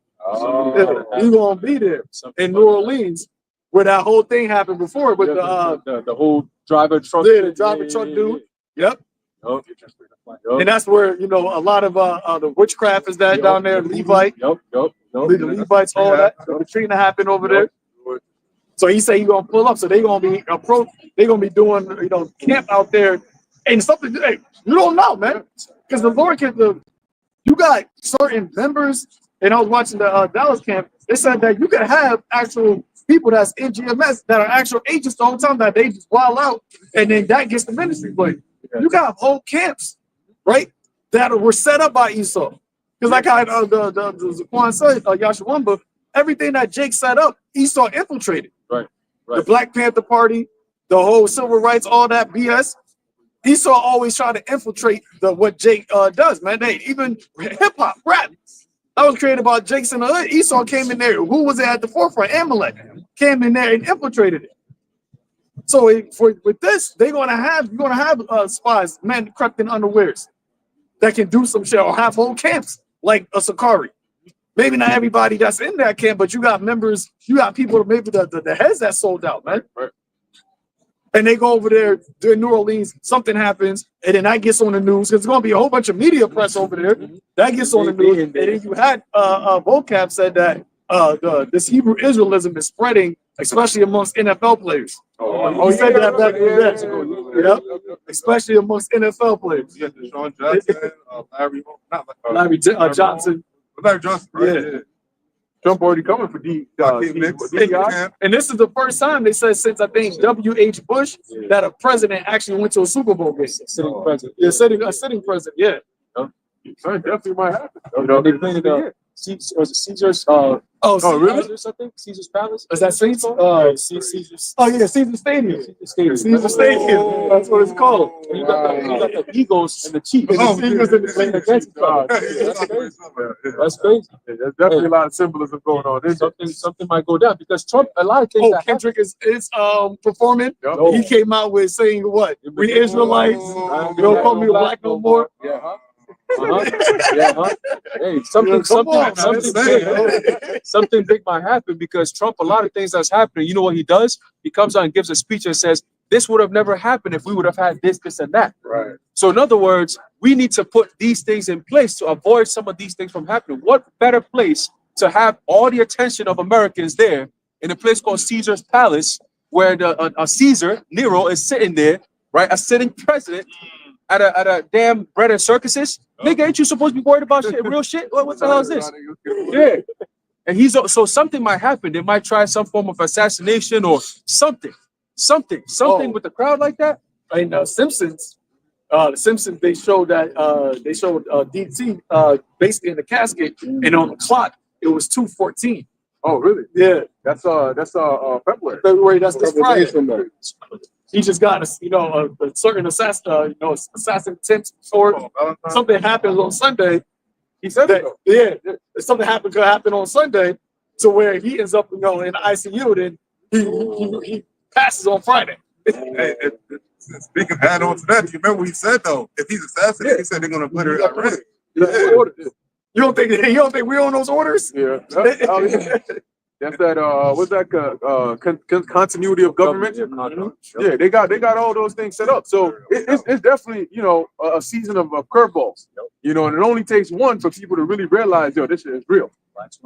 They're Black Swan events. And who was it? Klaus Schwab that was saying that basically they got to speed up and stop with the 1, 2 little here and there. Start putting shit in motion. Exponential. Yeah, exponential. Hey, was it a couple of years ago during the Super Bowl there was a light out? Yeah, I was just thinking about that. Ravens. Yeah. Ravens did Was it? That was also Oh, shit. See? Wasn't that was before he did the whole Senate thing, right? Yeah, that was before Colin Kaepernick with the A couple years before. Yeah, a couple years before. There's a lot going on out here. Job 5, verse 21. It says, so like 20. In famine, he shall redeem thee from death. Right. In famine, he shall redeem thee from death. Meaning, when you redeem someone or something, you buy them back. Right. So in the stead of us suffering from famine, the Lord is going to feed us. How do you get redeemed from death in a famine? You get back. Right. Similar to how in the time of Egypt, prior to the famine coming, the Lord gave Joseph the ability to foresee it, right, by Pharaoh's dream, to prepare ahead of time. And through that, he preserved the line of Israel. Yep. Right? So the Most High says, what? In famine, he shall redeem thee from death. So we don't got to worry about famine. Right. We just got to worry about doing this. So Lord willing, we get redeemed. We'll leave the redeeming to the Lord. Right. He's the redeemer. It says, in war from the power of the sword. Yeah, in war from the power of the sword. And the scriptures talk about that in Isaiah 13, about how the Medes are not going to regard silver, nor are they going to care about the children and the fruit of the womb, So you're going to have different kinds of wars. You're going to have civil wars, right? You're going to have different kinds of swords, guns, these kinds of weapons, and then you're going to have the actual military-grade weapons. Hey, Psalms, it says, deliver me from thy wicked, which is thy sword. And also it says that who whet their tongue like a sword. Yep. So the actual Esau is going to use his tongue as a sword against us, man, the demonization. Because when you're going to lead into more, it leads into the actual physical persecution. But the Lord said, what? When that comes, where this devil actually tried to touch us, right? Do my prophets no harm, touch not my anointed. See, you can do things to where you can mess up our jobs or cause type of headaches on us. When you actually try to physically touch us, that's when the Lord is going to set that standard, man. Sure. Because we're the temple of the Lord. Right. He's not going to allow you to actually destroy the temple of the Lord, man. So that's when he's going to set up that standard against you.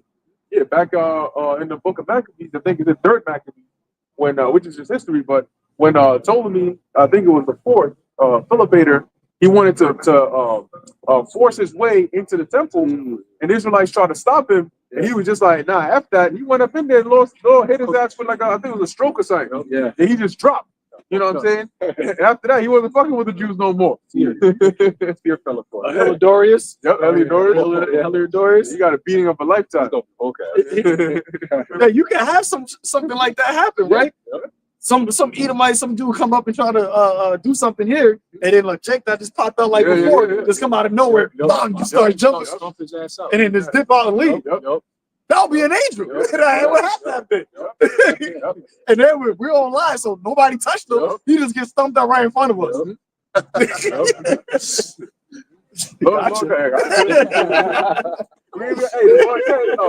He said it many times. Stand ye still and see the salvation of the Lord. You know, so it's time, but we don't even got to do nothing. The Lord got everything set up. There's scriptures where he says, I have servants in this city.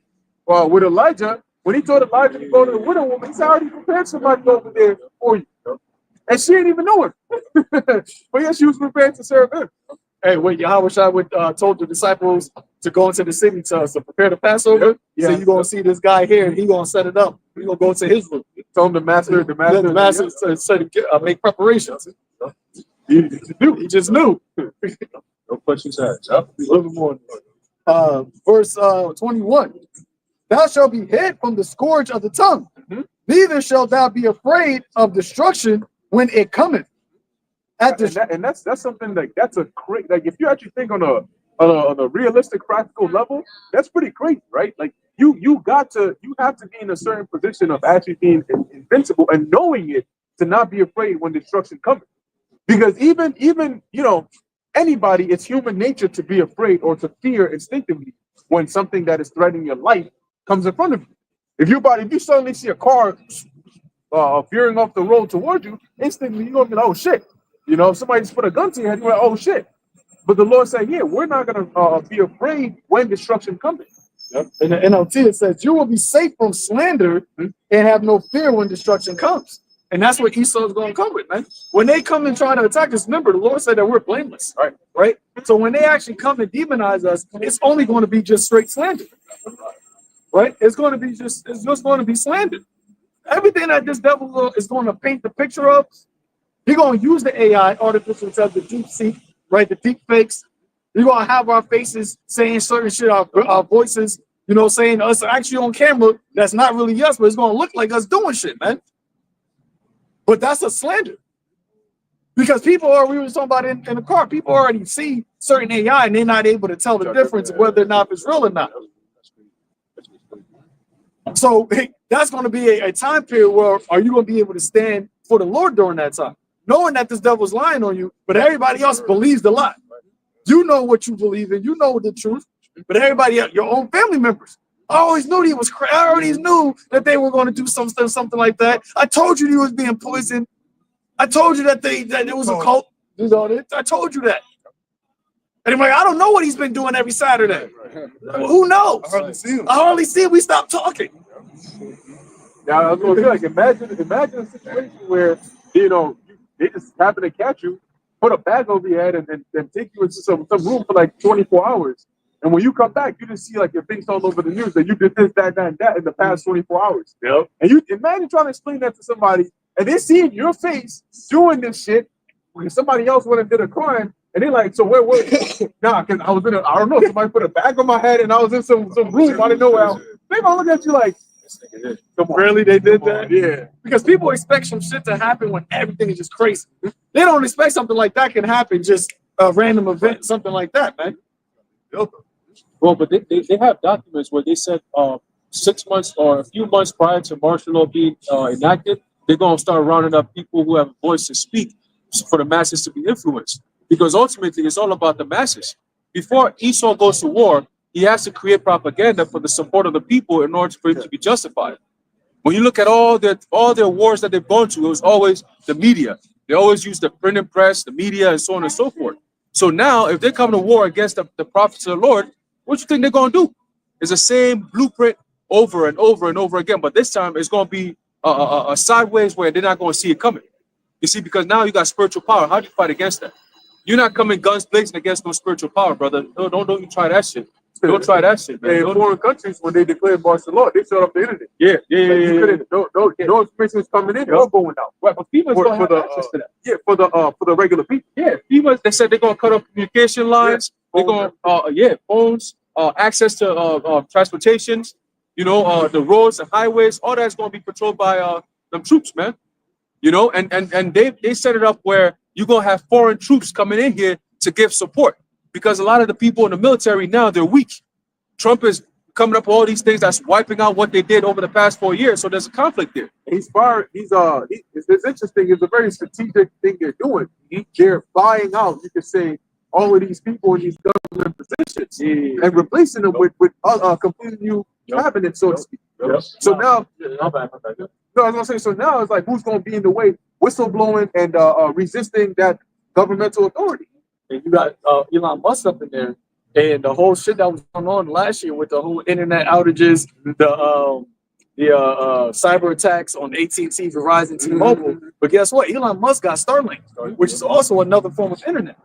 So if they attack the internet, but if these certain companies, but they got Starlink that's still able to be up and running, then that's a form of them being able to still use the internet, but now everybody else can't use the internet. And then now, in order to use the internet, you got to be tapping to Starlink. And Starlink is tapping into the digital ID system, the B system. They got Palantir. They also work hand in hand with that whole robotics. So they're pretty much in line with our Starlink. Oh, Yeah, his name is Peter Thiel, I think that's his name. Owner of this company, Palantir. Yeah, Palantir. Yeah. Yeah, you know, they work on that front anyway. So, and Elon Musk, man, watch that dude. He's gonna be that Wicked typical corporate tech guy. monopolizing tech guy who's faced on every billboard. His hologram is talking, giving those little speeches. We now have the UBI. UBI is this. You're gonna see that. That's him. He's the guy they always show in the dystopian futures. You know, futuristic TV shows. He owns everything. He invented this. He invented that. And your ass is being surveilled 24/7. Because when you think about the lobbyists that you were just talking about, they were never on the forefront. They were always the one that was backing, pushing their agenda by buying out the politicians. But Esau's at the end now, so the actual lobbyists are now your governmental leaders. Exactly. The real fuck hiding in the back anymore. Nah, fuck it, we out here. This is what it is. You got the richest man in the world in the White House. How is that a Republican? Not Republican, a Republic, man. Democratic. It's an oligarchy. Yeah, that's definitely an oligarchy. And ultimately, what the oligarchy final form of their government is not democracy, it's technocracy. That's what their final form of government is. Because it's through technocracy, they're going to be able to do what? Have complete control over every human being. Be like the Most High. Want to say something, bro? Yeah, kind of. Add to your point, that's when Rome really became an empire. They had the Caesars, they had emperors. Before it was a republic. But you can liken that into America. America's been kind of like a republic now. We know it's all set up and it's all a bunch of sellouts. But now they straight up got their emperor. They got Nero in there, and he is operating as a Roman Caesar without any type of checks and balances. So now they just took away. Elon Musk just said the Department of Education is done. That's great. It wasn't no process like, yo, listen, we're going to litigate this a year from now. He said, nah, it's done right now. Boom. No more education. Because you niggas are already stupid enough. They don't got to try to have a Department of Education to make you any more dumb. It's already complete. All the programs and different sides, it's all come to this point, and they got what they needed to be accomplished. So now we're going to pull back on this, pull back on that, and now bring it out. Bring out the MOTB. That's the time we in. I got the definition of technocracy is a form of government in which the decision makers are based on their expertise in a given area of responsibility, particularly with regard to scientific or technical knowledge. And then what did the world Klaus Schwab say? That we're entering into an intelligence age. So the decision makers are going to be the ones are your Chaldeans, right? The scientists. Because that's really what Elon Musk is. You know, he boasts in his scientific innovations. So that's what the government, that's their decision makers now. Klaus Schwab said what? That the decision makers of the future are in this room. The stakeholders of the world. They go technocat, which is a technocratic capitalism. Yeah. It's funny, he said, the Chaldean, but what the Lord said about Babylon and Chaldean, you know, put his arm on it. He said, Got their hands on them? no. He said, he'll do his pleasure. He'll do his pleasure on Babylon, his arm on the Chaldeans. Yeah, because at the end of the day, they have to do that to fulfill prophecy. So we're not mad that they're doing it. That's why some people might confuse us and think we support these people. You know? Because they're like, yo, anytime these guys do something, y'all always like, yeah, go ahead. Well, that's because they got to do it in order for the next phase of prophecy to come to pass. Yeah, we not. Look, man, if your train is here, right, and you excited to get to your destination, it ain't that you love train rides. That's why you're so excited that the train is here. You're just happy because that's how you get to your destination. So they got to come with these things, and they're moving fast, both in our benefit and in theirs. They on their side, they think we got to move fast to get this done. On our side, we like, go ahead and move fast so we can get this done. You know, the only thing is their expectation at the end and our expectation is going to be two different things, two different sides of the picture. You know, and that's why the scriptures say the Most High disappointed the devices of the wicked. Yeah, but they not perform. They ain't going to perform their enterprise. Go. Psalm 35 and 19. Let not them that are mine enemies wrongfully rejoice over me, neither let them wink with the eye that hate me without a cause. For they speak not peace, but they devise deceitful matters against them that are quiet in the land. And that's what they're always doing. They're devising, was that deceitful manners? Deceitful matters. Deceitful matters. And in Micah 2:1, it also mentions that they may practice it when the morning is light. Because it's in the power of their hands. Because it's in the power of their heads. And now they're making it more and more manifest. As I always say, when you have a bold plan, eventually it gets to the point where as you're fulfilling the plan, it gets revealed. There's no way you can accomplish a plan that big without it being revealed. By the time the plan is in motion, look, the ninja got to rob the bank at some point. It doesn't matter how much planning he does. At some point, he's going to walk up in the bank with a gun, and everybody going to know he's robbing the bank, right? So we may tell you, no, he's going to rob the bank. Nah, he ain't going to do it. But when he starts robbing it, you're going to see that he's been robbing it. The difference is we were prepared. We're not in the bank at that time. Right. Transferred all our money out. You know, and now your money's stuck in there, and you were hostage in there, getting slapped up by a gun whip by some random nigga with a ski mask. You know, that's how this world is going. So we good, man. We good on this side. The Lord got our backs, you know, to this very day, and Lord willing, up until the into the kingdom. Right. It's only up from here. Okay, you know, it's crazy. This is going to be the time of the greatest loss. Not just loss of life, but loss of property as well. But when the brother said we're good on this side, meaning that we got nothing to lose. You know what I'm saying? We got nothing to lose, man. Well, you gonna come for our lives, man? Okay, be quick with it then, because then we meet YAHAWASHI even faster. Right. You know what I'm saying? But we got nothing to lose, and that's what you devils are afraid of the most. You could come in with like we went into this lesson the other time about the pleasures and how they're gonna be able to tap into people's weaknesses. Right. With I think that was a couple of camps ago that we did, you know, and they're gonna use the worldly pleasures to what? To gain people's passivity, I have to say, right? You become passive. You're okay with it. That's where the word. There you go. And that's what they did. That's what Pharaoh did. And that's how he enslaved the people. Yup, with trinkets and sweets and all that good stuff, and then gets you get pacified. Next thing you know, you got your arm out. It's an arms race. Remember? Yeah, it's an arms race. So how quick we gonna get to these people's arms, their hands, their foreheads, man? You got Babylon versus China. Who's gonna win the AI arms race? Meanwhile, look at what China has. And Klaus Schwab said that's an attractive model.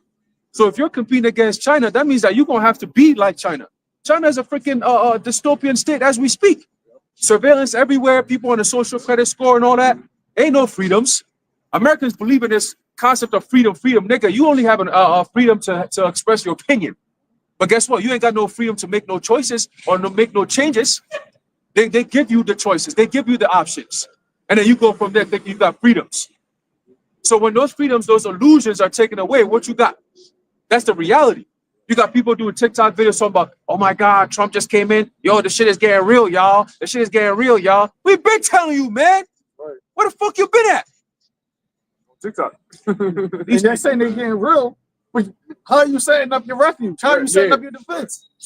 You still going to the damn devil asking him to be, hey, can you not slice us that much? Right. You going to the sword asking the sword not to do his job. You still running down to Egypt for help. From Egypt. From Egypt. He go to Egypt for help from Egypt. Two and info. You got some more, right? Yeah. Psalm 35 and 21. Yea, they opened their mouth wide against me and said, aha, aha, our eye have seen it. This thou hast seen, O Yahweh. Keep not silence, O Lord. Be not far from me. And you notice there, the appeal is to the Most High, right? Well, what precept is that? Psalm 35. Psalm 35. So the author, which is likely King David, knew that his power wasn't of him. That's why he's saying, Lord, you bear witness to this. And don't be silent about it. Do silent about it. All right? It is David, Psalm of David. God. Stir up thyself and awake to my judgment. Yeah, stir up thyself. You know, the scripture saying in Ezekiel 38 that when the Lord uses God to do all this, that his anger is going to be stirred up in his face. You know, so the Lord's going to turn up. Go ahead. Even unto my cause, my God and my Lord. Judge me, O Yahweh, my power, according to thy righteousness, and let them not rejoice over me. Yeah, judge me according to my, read that again. Judge me, O Yahweh, my power, according to thy righteousness. Yeah, according to thy righteousness. Because King David was a man of integrity. And if you know deep down inside, you know you're not perfect, but if you know you're doing if you know you're doing the following the ways of the Lord to the best of your ability, then you're like, you know what, Lord, I don't got nothing to hide. Right. You know? Okay? Let them not say in their hearts, so would we have it. Let them not say we have swallowed him up. Let them be ashamed and brought to confusion. And brought to confusion together that rejoice at mine hurt. Let them be clothed with shame and dishonor. And that goes into Wisdom of Solomon, the 5th chapter. You know, because that's what's going to happen to them. And it's going to happen so quickly. The Lord's going to pull the rug from under them. And they're going to end up right on the floor. And guess what? We're going to be up, literally up in the chariot. Lord willing. We're going to witness it. It says, only with thine eyes shall thou see the reward of the wicked. I had that back in Psalm 20. I'll go back to verse 6. It says, now, Psalm 20 and 6, now know I that Yahweh saveth his anointed. He will hear him from his holy heaven with the saving strength of his right hand. Which is who? YAHAWASHI. Right? So the Lord hears our cries. He's going to hear us crying now and then whenever we, in the time of trouble, he's going to send his saving right hand to deliver us. And back in Micah, it said what? The Lord hearkened and listened and heard it. What is this whole gospel all about? It's about the Lord sending his right hand, YAHAWASHI. Our whole ministry, our whole defense is predicated based off of the life, the burial and resurrection of YAHAWASHI. Him coming back to deliver us, our Lord, man.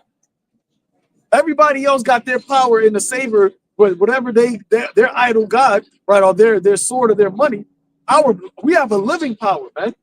The Heavenly Father through his son YAHAWASHI is going to come and deliver us from the hand of our adversary, from the hand of him that is stronger than us. Look at the position we're in based off of the position that these elites in. Right. Our message is against them, man. Yep. These regular low-life Edomites, they don't know what the hell is going on.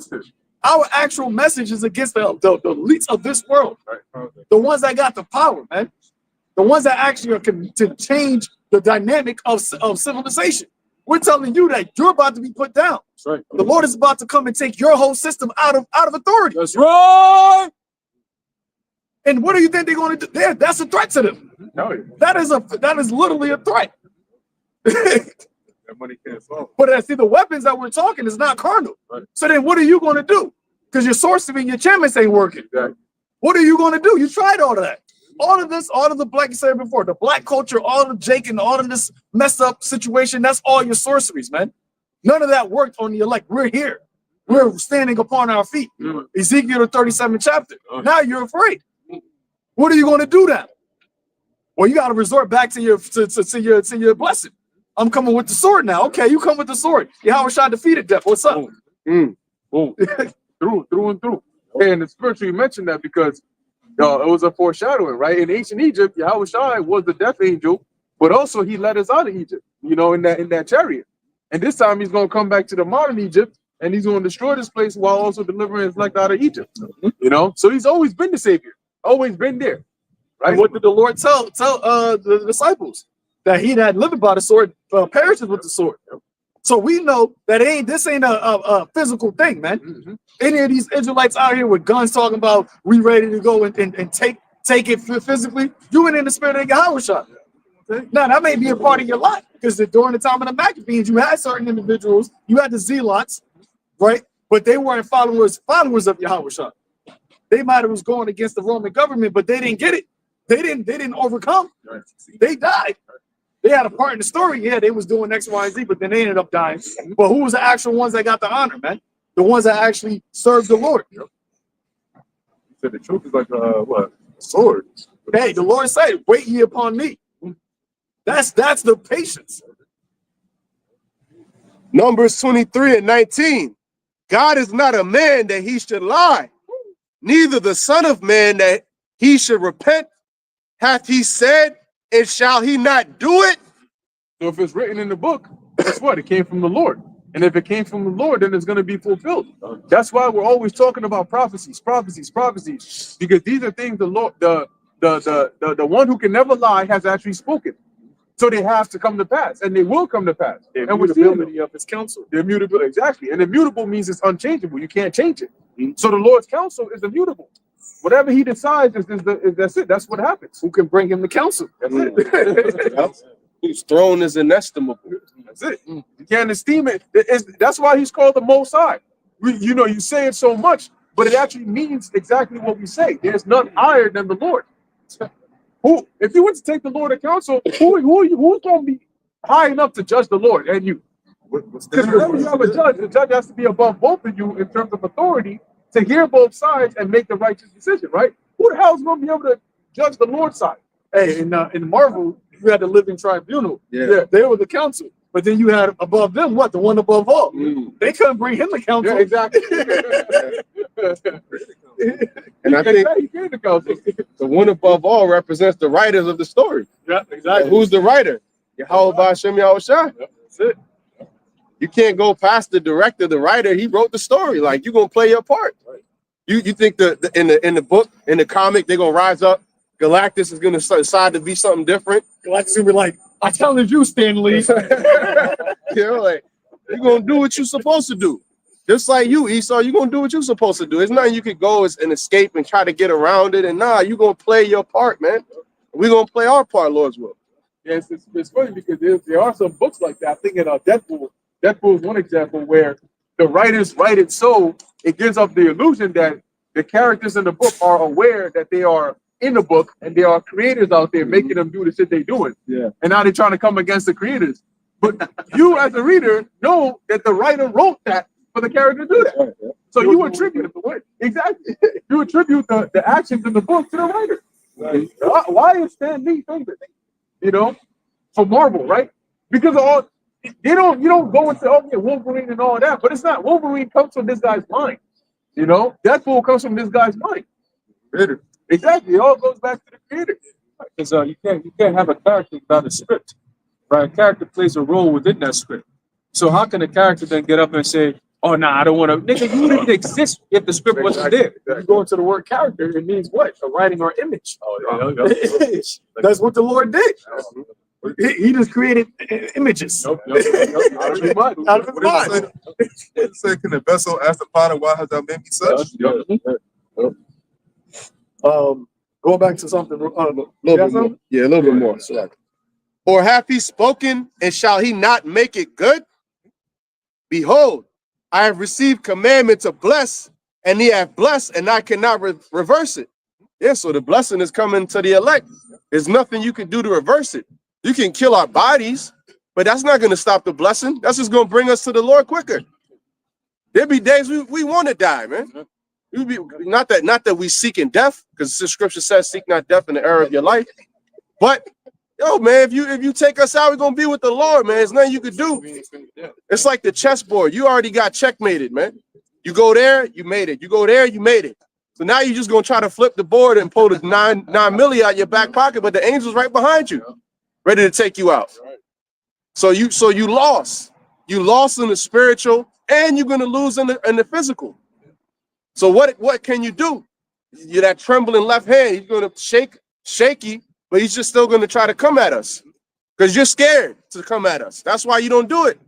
There's men that have been put to death for the things that we say on a regular basis. What's the difference with us? Because the Lord has a hedge around us, and you can't touch us unless the Lord allows you to. And even when he does, we know that that's from the Lord, just like they said in Maccabees. We know that we're suffering because of our sins. So if you do take us out, shit, we know that's from the Lord. If you take us out, you're only making our petitions even louder in the Lord's ear. Exactly. So I'm going to show you this here, Revelation 6, verse 9. And when he had opened the fifth seal, I saw under the altar the souls of them that were slain for the word of God and for their testimony which they held. So what is that testimony? It tells you that in Revelation, I believe the 12th chapter, that they overcame the beast with the blood of the lamb and the word of their testimony, and they loved not their lives until the death. So this is the testimony that we're going to actually hold. Once this devil actually makes this move and actually brings us before the council, it actually have a reasoning, quote unquote, justification to try to put some of us to death. We're still going to hold true to this testimony. That's going to be the deciding factor. Who really believes in this truth, man? Right. When this devil says, I'm going to put you in Guantanamo Bay, nobody has the power to stop him. You're going to be over there. You're going to live out the rest of your life in Guantanamo Bay, getting tortured. This is the threat that he's saying to you.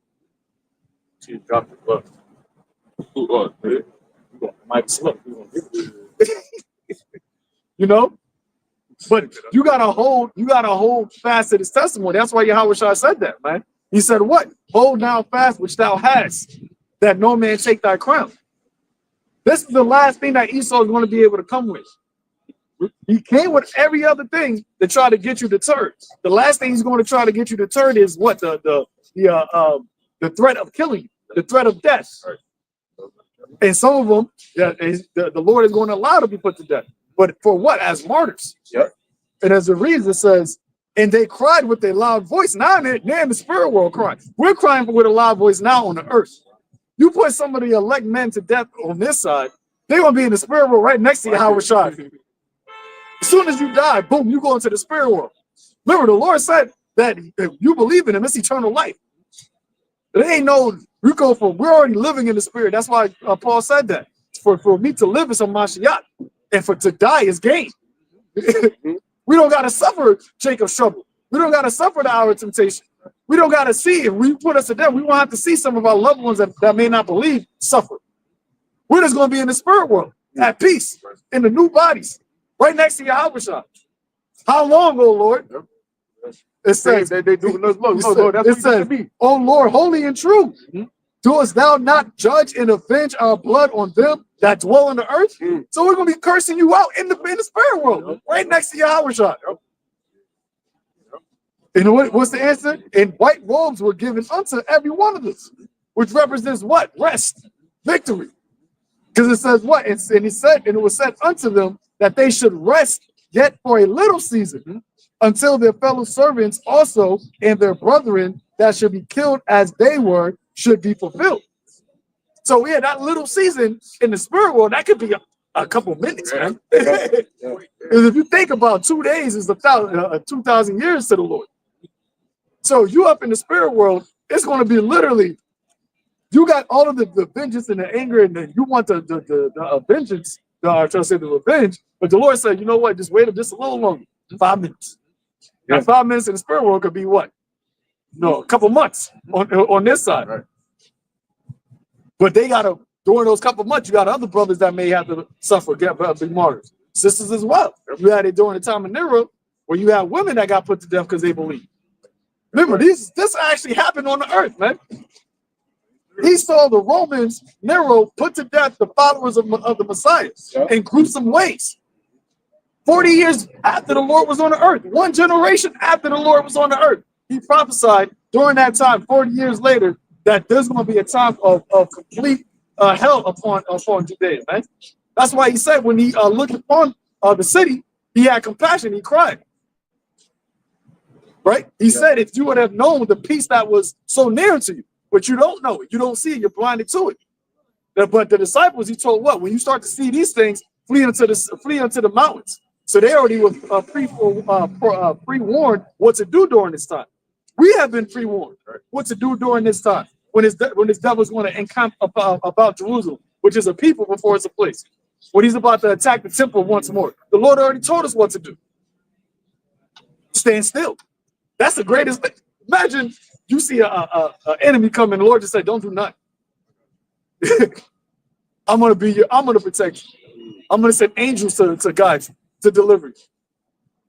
Yeah, it's crazy because like the simplest action is gonna take the most faith. Because that's the one thing people can tell them to stand still and don't do nothing. And that's like asking them to run up. They'd rather run up a mountain, you know. Because they just can't do it. It's because now your faith is what's at work. Stand still, Lord. This getting closer and closer and closer. Yeah. You know. Now you're literally fighting your flesh because your flesh is trying to move and your spirit is like stand still. Hey, isn't that what Moses went through? When the Egyptians were on our backs? Oh, but the parting of the year. He gets there, he's like, Lord, where we go now? He said, what are you coming to me for? Tell the people, keep on going. He said, hey, keep on going. They're coming top speed. And the people were complaining. You brought us over here just to die? Just to die to kill us here? You could just stay over there. Yeah. Oh, Moses, they're right there, Moses. What are we going to do? Oh, Lord, Lord. He said, just keep on going. Point your staff there and just walk through. I'm going to clear the whole, there's going to be a dry land where all of Israel's people going to walk right through there. And that takes tell them that. He tried to stone him. He said, Lord said we got to go through. Oh, no, this thing crazy now. Yeah. I knew this thing was done. Yeah. Oh, Moses, you brought us here to kill us. Why you doing all this? But that's why they said that. Because he said, he did all this. And now he definitely brought this. They're talking about walking the water. You know, but that faith, what happened? They saw the Lord literally part the sea. And they all walked through. It says 6,000, which were men. I think it was men, 6,000 men. 600,000 without count the men, the women, and children. Yep. You know, so that's a whole lot of people. That's damn near 1 million people, probably over that. You know, mad heads, bro. You know how Jake be. You know, and they all walking through, right, looking back and shit. Like, dang, the Egyptians are still on our tail. They're coming. And then what did the Lord do? Okay, close that whole shit up. No, and it said said that. I think they went at night, and the Lord had a chariot that was between them. Gave them light and then dark. Yep. And then basically messed their ass up. Yep. He drove them heavily. Yep. Then he took the whole nation out of Israel. This time he killing 2/3. Like we don't want them damn headaches. We don't want Israel like, oh, you brought us out here to die. No, 2/3 is gonna go. The ones that have faith in the Lord can entrust, and that we trust the Lord perfectly. Those are the ones that are being saved out of here. Them 2/3, all them problems that Moses had with crybabies of Israel, he ain't gonna have that this time. Right. Can you imagine that? Like the Lord did all this to deliver Israel, and he already got a headache in the midst of their deliverance.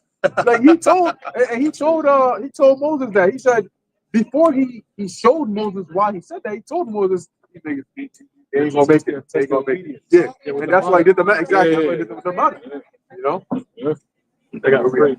Second, Ecclesiastes 2, verse start at 2. It says, "Set thou," I saw that one. "My son, if thou come to serve the Lord, prepare thy soul for temptation. Set thy heart aright and constantly endure, and make not haste in the time of trouble." Yeah, so expect it. When it comes, expect it. Don't act like it's a strange, weird thing. It's supposed to be like that. Yep. And that's going back to standing still, man. Because like you said, in the time of trouble, your natural instinct is going to try to figure out a way to how to get out of this. Right? When these devils come with that accusation against this ministry, the natural thing was like, all right, so what would I think if they came to here in X, Y, and Z? But the Lord already said, when that time comes, don't take no thought, man. You know how much that's swag right there. Because everybody that goes to court, it don't even matter if you're going for a divorce deposition. You're trying to premeditate what are you going to say so you can get the best outcome out of that. Lawyers actually do pre-trial runs. So if they're going to say this, then this is how you prepare. You got to act this way. You want to show this type of emotion so you can get the crowd to actually buy into what you're saying. The Lord said, don't even think about nothing. No, nothing that you think. You don't got to think about none of that. Because it's going to be Yahweh in that day that's going to speak through you, man. So if we get caught up, well, we can just literally just be relaxed. Wait till the best. Like, no. We don't premeditate. Sometimes we get here thinking about what the title gonna be. I'll give you what to say. Hey, look at how Yahawashi was during his trial. You know, he was very relaxed. He wasn't trying to fight back or none of that. And he made it known, if this were my kingdom, my servants will fight. So he wasn't in the midst of fighting. Like, he knows, just like how we know this is Esau's kingdom. The only fight we have is with this truth. That's our only weapon. And it's the most important weapon. So why not use it? See, they have the sword, so they go around using it. The old saying that says that if the only weapon you have is a sword, then I guess if the only tool you have is a hammer, then every problem is going to be a nail. You know? So Esau, the hammer of the earth, he just going around hammering everything he sees. But yeah, we come out here and we just hitting him with the jabs. Yo, this brother brings this out. This brother, you know, the jab and the hook. That's that one, right? You know, and that's every brother. Every punch it matters, man, because ultimately you're gonna soften him up. You know, he get hit with this and he get hit with that. A brother shoot right in the torso, right in the fifth rib, right in the leg, right in the quad. You know, eventually, that nigga he gonna wear down, man. I don't care how big you are, bro. You keep taking hits like that. Every weather, in the summertime, in the wintertime, in the fall, in the spring, you just keep getting hits. Multiple, and the more hits, more brothers keep coming, jumping on your butt. Oh, Esau, you done, bro. You can't jump through the spirit, man. It's over with. What you gonna do now? Now you're going, oh, yo, don't take out the guns now. We can't use the hands no more. Game over, man. It's over with. You take a gun out with no bullets. Now what? It's gonna jam. They're gonna take that and beat his ass with. Hey, man, look, the Lord said what? Judah is gonna be a terror unto Egypt, man. You finally about to see the power. Why Esau got all these little defense mechanisms and all these different things for these measly ass Negroes in the ghettos. We're not measly Negroes, bro. We are the Most High's people. And soon you're gonna see the power that the Lord has with his people, man. You're gonna see. And we're not just talking just to bluff. We're telling you what the Lord is gonna do. Right. See, we put his name out there through the spirit and power of the Lord. Guess what he's gonna do? He's gonna show out and he's gonna show up and he's gonna show out. Then you're gonna see, hey, call all YAHAWASHI, YAHAWASHI. We're gonna be praising the name of the Lord all day. And every day we bring his name up, he's gonna perform more miracles, man. Because he's done it multiple times. Why would he do it now? And the most important time, the most pivotal time in history. Come on, bro, stop playing. I got a free for you. Come on. Zechariah 12:8. In that day shall Yahweh Ba'ashem YAHAWASHI defend the inhabitants of Jerusalem, and he that is feeble among them at that day shall be as David, and the house of David shall be as God, as the angel of Yahweh before them. Hey, that's right. It said he that is feeble among them. That's us. We're in a position of being weak, man. Hey, what did Biden said? If you want to take down a country, you gonna need some nukes. You gonna need some F-16, F-16. It's all about y'all niggas can't do shit to us, and that's true though, right? But see, the thing is, we're not looking to take down the kingdom, right? Physically. Right. All we're doing is speaking the truth. Yep. The truth is actually deteriorating your kingdom. Yep. Yep. That's why it says, "Then shall that wicked be revealed, whom the Lord shall consume with the spirit of his mouth." Yep. That's our part in this. But when Yahawashi comes, that's when he said he's coming to judge and make war with the armies of heaven. Yahawashi is coming with an army. What do people come with an army with? he that is feeble. So like even the brothers that's sickly, that constantly going through something, got ailments, they're gonna be as the angel, which that word there in the Hebrew is malak, which is Yahawashi, as David. Imagine you go from being sick, you're on the deathbed, and then all of a sudden you have this godlike power. Man, you're gonna do a backflip out the hospital room, man. Right, Burn? Oh, and Isaiah says that, right? They that wait upon me shall renew their strength. Yeah. And it explicitly gives characteristics of supernatural feats. And brothers got infirmities now, man. Brothers got back problems, high blood pressure, all these different ailments in your knees or your wrists, your headaches. Brothers get chronic headaches. So all these things are things that make you feeble. Right. But those same individuals, they're making their bodies a living sacrifice coming out here. And that's who the Lord said He gonna raise up in that time. Yeah. In a house, the whole house, all of the elect is gonna be like what is it, David? God, As God. So like as God, man. and that's David. The 2.0, David, house of David. And you already see what the house of David was doing during that time, man. Benaniah, Joab, David, how they was getting down. And that was, I mean, they had, a certain level of a spiritual power, but that's not the time that we're talking about now, man. Where the Lord said that we're going to be doing greater things than He did before when He was on the scene. Man, and that goes the thing about how this war is going on, because brother was talking about how, but see, we can't come against Esau physically, but he can't come against us spiritually. So we both have weapons that neither opposing side can use. See, we can't use his weapons against him, and he can't use our weapon against us. Because when you think about it, like, now you're gonna see the blessing, who the blessing went to. Because Esau got the blessing of the fountains of the earth, but now we're at the end of it. That's why Esau is the end of the world. That world is his kingdom we're in right now. He was the one that's gonna bring the mark. He was the one that's gonna bring the affliction of Judah, Jacob trouble and oppressed together. Judah and Jacob Jerusalem oppressed together. Esau was the one to bring that Babylon, the Chaldeans, Jeremiah 50, Jeremiah 47. Isaiah 47. That was Esau's kingdom. This is the kingdom we live in right now. The time after the second leg of the Roman Empire is going on right now, man. That's why everybody calling Trump Nero or whoever the hell he is, man. He's still an emperor of Rome. And he's gonna come and go against the prophets. The same thing that happened before. There's nothing new under the sun. And that's what brothers are trying to tell the world. That's why they're gonna come at us. Because they know who we are, they know what we represent. We represent their downfall. He said, accept the apostles last. What are the brothers calling Tar and them? The apostles. And they say, we're apostles too, we're messengers. We're bringing a message of your downfall to your face on your internet and your kingdom, on your soil. The same soil that you oppressed us from the jump. Hey, it says here in Revelation 18, verse 20, rejoice over her, thou heaven, and ye holy apostles and prophets, for the Most High have avenged you on her. Right. What is this talking about? Babylon the Great. This is the chapter where it talks about the fall of Babylon. Right. So there's going to be a rejoicing by the apostles, the prophets, the saints in Babylon because of the downfall of Babylon, which means that the prophets, the apostles were going to be in Babylon chanting it down, which is what we are fulfilling right now, man.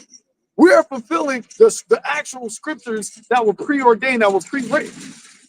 We're like we're saying in the card, there was no time in history where you can point to Ezekiel, was that 38th chapter, and said that this is happening right now. There's no time in history where you could point to Revelation 17 and saying this is happening right now. This is where it's happening at. So when we go back to the book, we're actually telling you, you're doing this. While you're doing it, we're seeing it. We're saying this means that. You know what that means? Well, next is this. You know what that means? Well, next is that. And then YAHAWASHI comes back. The last generation. Everything happens and is fulfilled now, man. All of the end time prophecies is fulfilled now. That's why YAHAWASHI said it. When you shall see these things, know that summer is not. Know that the kingdom of heaven is at hand. Yeah, it's at Romans 13:11. That our salvation is nearer than we. Yep. So definitely there, man. You know, and when you look at how things are moving, brother, I forgot who mentioned it. Presidents usually say they're trying to make moves within their first 100 days. This devil's making moves the first day. That's how quickly he's moving. JD Vance said, what, breakneck speed that we're moving at is going to be like this for the next 4 years. And it seems like literally every day Trump is doing something new, man. Yep. Very busy. Precept. Yep. Revelation 20:22-10. And he said, for to me, seal not the sayings of the prophecy of this book, for the time is at hand. That was over 2,000 years ago from now, in the past. And yet the Lord said the time is at hand. Because guess what? There were still things in there that were set to happen prior to this very time we're in. World War I and some other prophecies. But the Lord is saying the time is at hand for the revelation of the last things to happen before YAHAWASHI comes down. Go ahead. And that's a cut to Christianity too, because they keep constantly talking about how it's all sealed. Oh, even IURC. The dude was talking about the MOTB And he said, "Oh, seek not things that are high." What did he say? It was Sirach. Too high for thee? Yeah, seek not things that are too high for thee. But he's trying to seal the book. And you can't unseal because you don't got the understanding anyways. But the understanding has been unsealed. That's the point. So don't seal it. You trying to seal it. You trying to not, when you sealing something, what are you doing? You're hiding it. It's hidden. It's not disclosed. So the scripture said what? Seal not the sayings of the prophecies. But you Christians out here saying, oh, it's sealed. We don't know what that is. MOTB, it could be this. People have said that it's the CHIP. People have said this and that. People will say, oh, there's already one in your credit card or your debit card. But they're not getting into the understanding. When you ask them something, they just give you more confusion. Well, it's sealed unto them. It's sealed unto them, exactly. They're not making it plain. Right. The Lord said to the watchman, make it plain amongst the table, right? That he that runs They run that reader. they run that reader. That's our jobs. It's plain to see what it is. But see, the time is going to come where those that didn't believe in it or didn't believe our report, you're now going to be stuck with a choice. And that's why the apostles always say when the MOTB comes out, Nate and all these guys, they're gonna have to explain that to their congregation, man. And just like the time with the jump shot, a lot of them took it. Now, how much more now when your actual life depends on it? When it's actually whether or not you're going to be able to be a part of society, be a part of the commerce, the agora. There's no time in history where people got ostracized literally from being able to be a part of the market unless you put a brand in you, man. Unless you put something inside of your body. That's this time where this devil, that is the MOTB, the system that John the Revelator saw. And that is once again a system where Esau is trying to solidify his dominance on the earth as being God on the earth. But only the elect, as John saw, that they got the victory over the beast and over his image. By what? By keeping holding fast to this word, man. Because of their faith that they kept, even up until death if it needs be, man. That's why he said make it quick upon the table because this devil's moving so quick. Ain't no time to be like making it all hard to understand. Make it plain, man. Yeah. Tell you the chip, see him, excuse me, my bad. See him is coming. Yo, don't get it, or you get this judgment. This is what it is. This is what it represents. Period. I'm just gonna read, bro. Yeah, a little bit more. He that is unjust, let him be unjust still. And he which is filthy, let him be filthy still. And he that is that's why when it comes to the truth, we're at the point where we're only concerned about the elect. I believe in second Esdras, Esdras was saying how that Abraham prayed for the Sodomites, right? Moses prayed. I forgot all the things that Joshua prayed for the people. But the Lord said, now that the day of doom is coming, where the righteous can't pray for the elect at this point. For the wicked. So like the righteous won't pray for the wicked. And that's the mindset that the prophets are in now. Like how the Lord told Jeremiah, don't lift up a cry for these people. Because in the ancient world, you had Israel, even Esdras was doing it. You had Israelites that prayed for the whole commonwealth of Israel, that they wanted to see the betterment. We still want to see the betterment of the nation of Israel, but we understand that it's going to take the destruction of the majority of Israelites for that to happen. Right.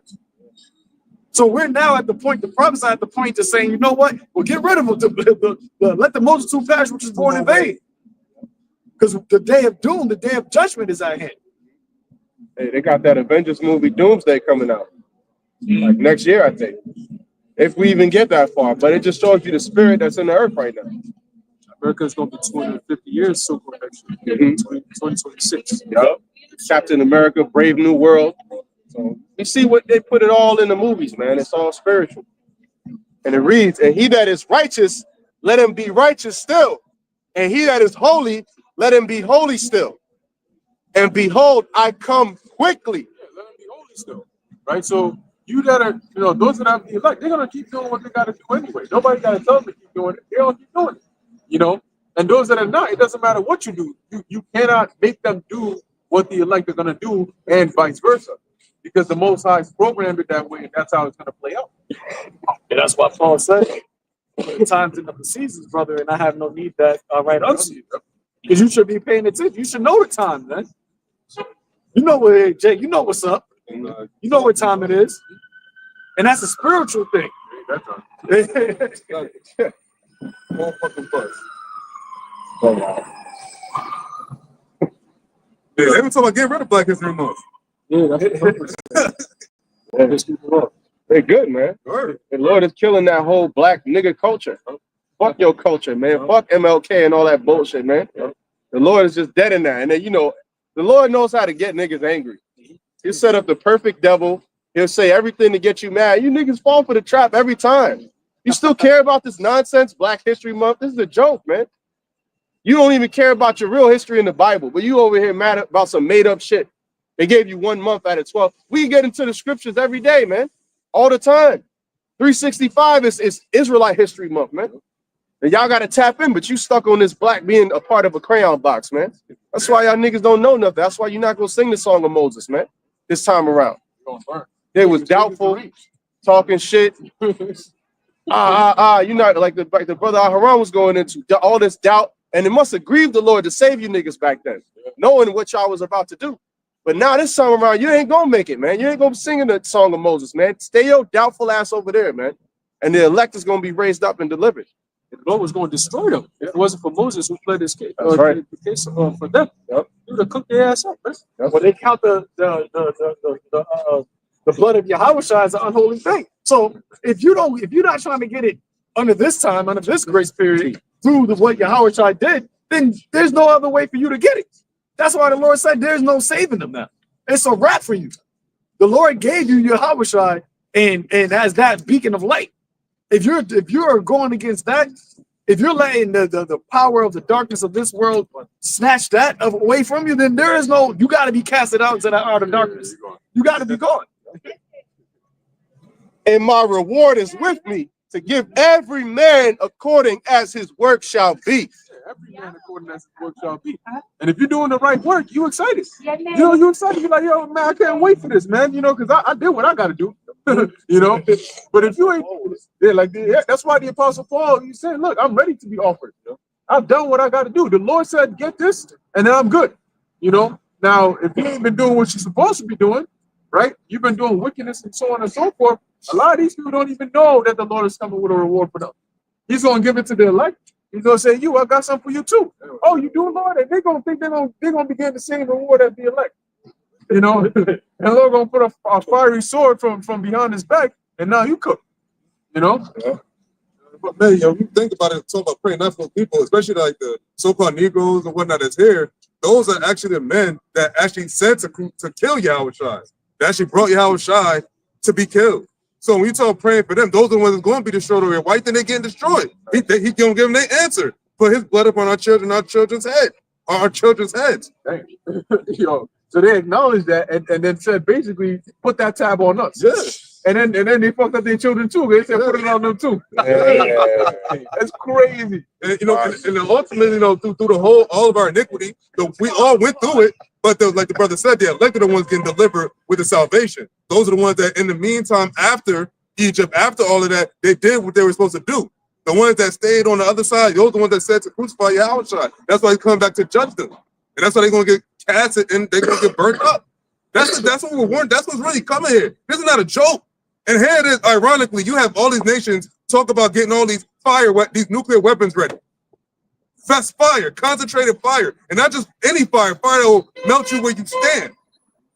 That's what we're talking about. Sarah Connor, Terminator 2, all brothers use that example. Just watch that scene. Watch that scene. Burn the flesh off your bones where your eyes should be consumed in their holes. That's what all these America got them too. Everybody, you look around. Nuclear subs, nuclear aircrafts. The shit that be in the sea. The aircraft carriers. All these nations are doing that as we speak. Right in front of your eyes. Joel, the 3rd chapter. Assemble yourselves. Prepare war. Everybody talking World War III, nuclear war, nuclear this, nuclear that, nuclear bunkers. And then what you got to say about that now? Is that just a joke? You think these niggas joking? You think China, you think Russia joking? They said we are ready to go to war with NATO and the U.S. You are in the U.S. Come on. It's written. It's written. We're literally are living in fulfillment of prophecy, man. This is why the Lord said, measure the times diligently. When you see part of these signs pass, know that is the very same time where the highest one to begin to visit the world which he made. And when you visit, when the Lord visit, he not, like I said, he not coming to visit, okay, I'll be back later. Nah, you're going to make his presence felt. His presence felt. And it's going to just continue to be heightened and heightened more and more to the actual day of the Lord. Right. Yeah. So that day of the Lord has to happen in a particular generation. Every days happen in a particular time frame. So if the Lord said that there is a generation that these things are going to happen, what time is that? Like we were saying before, if they're moving toward this digital system, if all of the men we just got old and died now, what are we going to be born into 3 or 4 generations down the line? Yeah, right. Literally, Right. 3 or 4 generations, like 100 years from now. Right. What is life going to look like in 21, 25? There'll be no flesh saved. Literally, you'll be born into a chip society. So even if we did have the truth, the Lord couldn't save us. Yep. You got his mark in him from birth. That's why it's the last. This is why it's the last generation. Because what do you think that these little niggas now, when they get our age, their whole life, they're saying it within the next 5 years, the whole way of Department of Education will look different. Right. Just they're getting rid of the Department of Education now, right? So if you 5 years from now, what do you think people that are in 5th grade, what do you think their 10th grade going to look like? Right. People that are in 10th grade, what do you think college is going to look like? So then if you want to add another 10 years from that, that's only 15 years. That's what, 2040. People that are kids now, what do you think their life is actually going to look like? You got children that's 10, 11 years old that are literally addicted to technology. We're the last generation that was not addicted to technology. But we can go about without needing it. Now it's useful, but we're not like some of us are getting addicted to it in our generation. But you got kids from birth that all they knew in society, school, was learning from digital learning. Right. Now they're talking about actually having what's that shit called? Virtual reality. That's how you want to be learning now from VRs. So when you get another 20 years from now, the whole system's going to look completely different, man. Completely different. Yeah, but just like you said, it makes so much sense why once again it's the last generation. You know, because once upon a time, right, we saw a world without technology on this level. And nobody that's pretty much born in this generation is ever going to be able to see that. Right. You know, because from this point on, it's only more and more advanced because right now we're still in a transition period. Right. And once that transition period ends, there's a new set normalcy that's going to be continuing for whatever, you know, assuming that shit just carries on as it is. Right? That's going to be his new world order. And what is Sean talking? We're going to do great things with crypto. Yep. So that means in 20 years from now, the actual way of buying and selling is going to be completely different than it was in the year 2000, right? In the year 2007, where you had the great awakening, 20 years from now, 2024 or 2045, it's going to look completely different of how you're able to interact in society. And that's why when that devil brings out that MOTB, the Lord is going to have to speed up those days, man. That's not going to be a long time where Esau just gets the MOTB system off. Really? And it says that every hand of the labor is going to be upon them. That word labor is the workers. Why? Because you're talking about UBI system. Now people are not even going to be everybody's going to be dependent literally on the system. Yep. And that's going to be Esau having an iron fist over the population. So where if you don't get down with this, then I will crush you. I will show you what I made my land, then I will break you. That's it. That's why he said, unless you he calls of all that won't bow to the beast that should be killed. How is he going to do that? With the system that he's putting in place right now. And it's already, you already see it. You just have to tap to play, tap to ride. Yeah. On buses now? On buses. You go on the trains. I don't know the last time I seen somebody actually pay with cash on a train, man. You don't do that no more. You used to pay a taxi, you used to actually pay with money. You don't even do that. It's digital on your phone. It's already prepaid. Uber. No, you don't own anything. You don't own your cell phone. Back in the day, you used to actually buy cell phones. You don't own a cell phone. You don't own cars. You renting cars now. You don't own a house because they done bought all that and made it crazy expensive. So now you just renting houses. They got systems where certain places where you could buy rent clothes. That's great. Own nothing. And that's what it is. You'll own nothing and you'll be happy. Because we're going to have we're going to be just giving you the money for you to pay for your subscriptions. You don't own TV, you don't own movies, you don't own music. You got an Apple Pay. Nobody got CDs like that. We were talking about the brother got his uncle burned a CD. I was like, I thought that was a lost art. Yeah. I ain't know people know how to burn CDs anymore. But back in the day, you used to have the whole CD book. You know what I mean? You don't own video games. It's all downloaded digitally. So if the system goes out, then you're done. You can't play. Last night I tried to play Madden. Fucking the PSN was down, right? I'm like, God, I can't even get on the system. I can't play the shit. Because I got no hard copy of the shit. Oh, damn. I need a hard copy. So you gotta get the hard copy. But he started taking away the hard copy. You don't own the money, right? Brothers, some brothers still use cash for that. They're forcing that. Everybody, you can't even get a check no more. You gotta get direct deposit. And now they're moving that to digital. So now it can be programmable. So now they say that you can't even save money. You got a certain amount of time where you gotta spend this shit or you gonna lose it. The UBI, yep. Digital, what they call it, the programmable tokenizations of your actual money. And the best way they're going to do that is by wiping out people's pension plans and 401ks. Yeah, once they wipe that shit out, all the, once I retire, I'm going to do this. You ain't retiring shit. It's over with. Didn't Elon Musk get access to the Treasury Department? Yeah. What are you looking at right now, man? This nigga that's talking, and he named his system Deutsch. After a fucking crypto coin. Hold on. You lost that shit. Game over, bro. No pension, no nothing. Gone. All your 401k pension, if you don't want that shit, you gotta liquidate it via crypto. All these companies, the banks, they saying that with the regulations, they're actually allowing banks now to use cryptocurrency, blockchain. So now these banks that control your 401k plans, because your actual company doesn't have its own bank. They just, they put your money in another person's bank, in a bank, either BlackRock or Chase, one of the big Fortune 500 companies. All of these Fortune 500 companies like BlackRock, Chase, they're going to what? Digitalization, cryptocurrency. So now, instead of your company trading for your 401k with actual stocks, right, and bonds, they're going to be trading in crypto. So now your money is going to be literally tied to the crypto currency. Your actual 401k, your pension will be tied to the cryptocurrency system.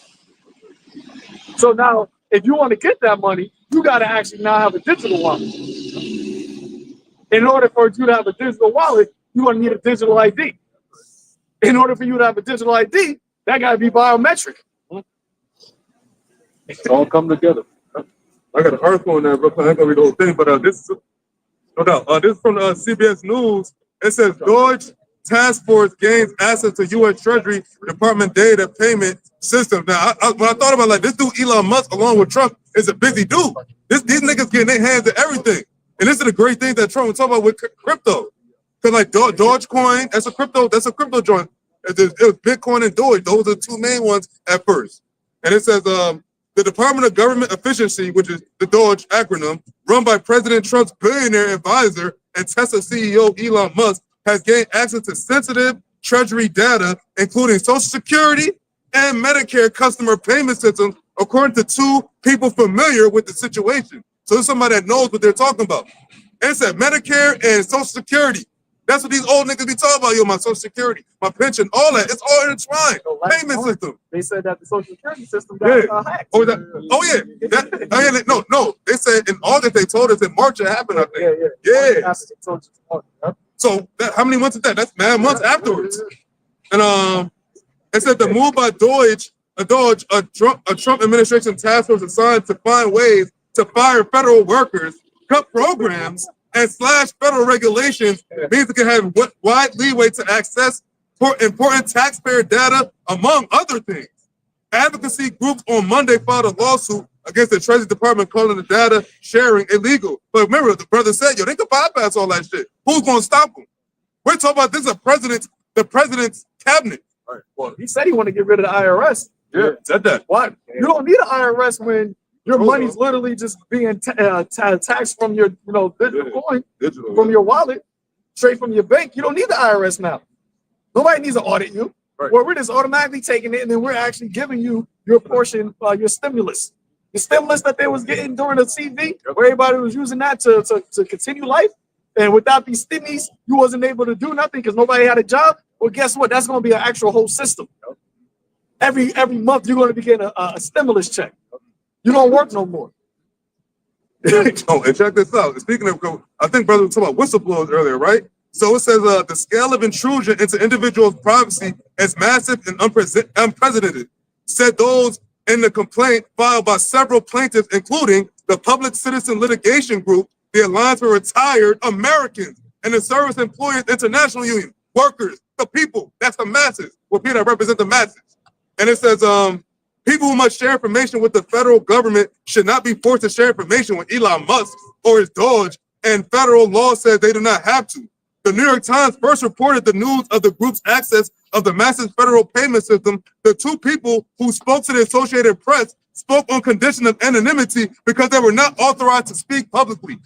So that's a little in-house bullshit going on. So they putting on the game. They putting also on the game. They saying like, yo, they trying to take over everything. Social Security, Medicare, your fucking retirement. That's everything.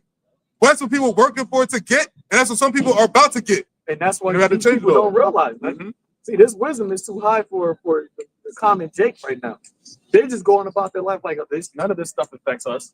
They're just walking about, okay. But that's why the Lord said it's going to come like a thief, man. It's going to come like a thief because all of these things we're talking about is things that they're doing as we speak, that they're moving quick, breakneck speed, that they're doing these things. So just because you don't see it, and it's crazy because that's why being on a watchtower is so vital, man. Because we see these things afar off and we see it coming down the pipe. And we're warning our people, only the elect are going to take heed to it. So when it does happen, you will be stable because you had that wisdom. You had that wisdom of that foresight. So you know, okay, when this takes place, don't make haste. Know that this is a part of the plan. But most people, because they walk by, because they don't hear it, they don't understand it, they don't perceive, right? It says the simple pass on and are punished. When it actually takes place, they're just going to be caught off guard. They're going to be in a disarray. They want to be deranged. And they, what do we do? What do we do? Let's go down to Egypt. Go down to Egypt for help. See, they want to lean their hand upon that broken reed. Because that's going to be to them, all of their carnal senses is going to be telling them, well, we just got to trust the government that they know best for us. They'll figure it out. That they'll figure it out. This is what we got elected officials in here for. But your elected officials are being told what to do, and they're not even elected. They're selected, and they're being told what to do by the NGOs, who are now coming out, revelation of the method, and telling you exactly what their method is, the method deal. Because they got a short time, so they got to just be outwitting. The sorcery ain't. It takes a lot longer to do sorcery when you got to do a lot more hidden shit. You gotta make it look more nicer. But now they come out here, fuck it, this is what we got doing. We open the portals. We over here. Trump saying, not Trump, Elon Musk said, we're talking to demons. Mm-hmm. I think about the Roman Empire every day. So they're coming out and telling you what it is now. Changing his name. Maximus, whatever. Roman bullshit. You know, but it's so, like, my favorite word, diabolical. Yeah. How Esau is bringing it all out because he's got the people actually wanting these things to happen. You see what I'm saying? Because here it is. Trump says, oh, I'm going to eliminate the IRS. Yeah, of course. Yeah, eliminate the IRS. Look what they're using our money for. Yeah, we don't need to be having these taxes and all that shit. Okay, cool. Well, we're going to replace it with UBI. You like that? Yeah, I mean, we're all going to get money, right? So that's good. And then they turn around and say, oh, look, we just found out that we just did the tax auditing. It turns out that USA is misusing your tax dollars. So we got to eliminate USA. Oh, man, that's a good thing, man. See, now we don't need to worry about our money being sent over to Palestine for them to buy $50 million worth of condoms, and they're going to use it to make bombs. Dumbass people believe that shit. Yep. They said that, niggas are believing it too. I said, yo, I went to a customer's house doing some job. The dude is sitting there. He said he was an ex-military dude, whatever. He's like, can you believe what they're using our money for? I said, what's going on? He said, man, they sending over $50 million overseas and they're buying, guess what? I said, what? They're using it to buy condoms. I'm like, condoms, $50 million worth of God. What the hell are they going to use that for? He's like, I'm thinking, he's like, guess what? I said, what? They would probably like sleep with all the women over there or something. He said, no, worse. They're making bombs with them shits. I'm looking at it thinking like, man, does that even make sense? He's like, I can't even tell you. I said, bro, they got this nigga in a trick bag. He believed everything they're telling him. Oh, they sent $50 million of your tax money overseas to buy condoms to make bombs. And you believe it. Who's the real idiot? Like, I'm like, yo, They have nothing else. They have nothing else to fall back on. This their kingdom. that's crazy. At this point, they'll believe anything. So they're just coming up with shit. That's funny. When the girl was saying it, the press secretary, shorty, that you launching, she was laughing when she said it. I said, see, it's a joke, They'll man. believe anything. Yeah. What do you think that nigga's gonna do in JT? What do you think he's gonna do? Condoms. No, they said go to the center. They got a place now where they gonna help us out, man. You heard about it? Yup. You gonna pull up? Yup.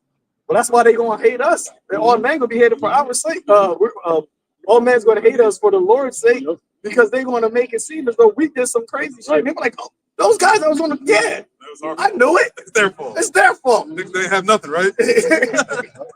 Yeah, Trump about to munch your ass and take your ass to freedom cities. That's what he's saying. He's about to start making a whole bunch of freedom cities. It's funny how they call it freedom when it's really a prison city, right? That's how Esau works, man. That double talk shit. No city for dumb niggas. Yup. So, I don't know if y'all seen it. They had a joint.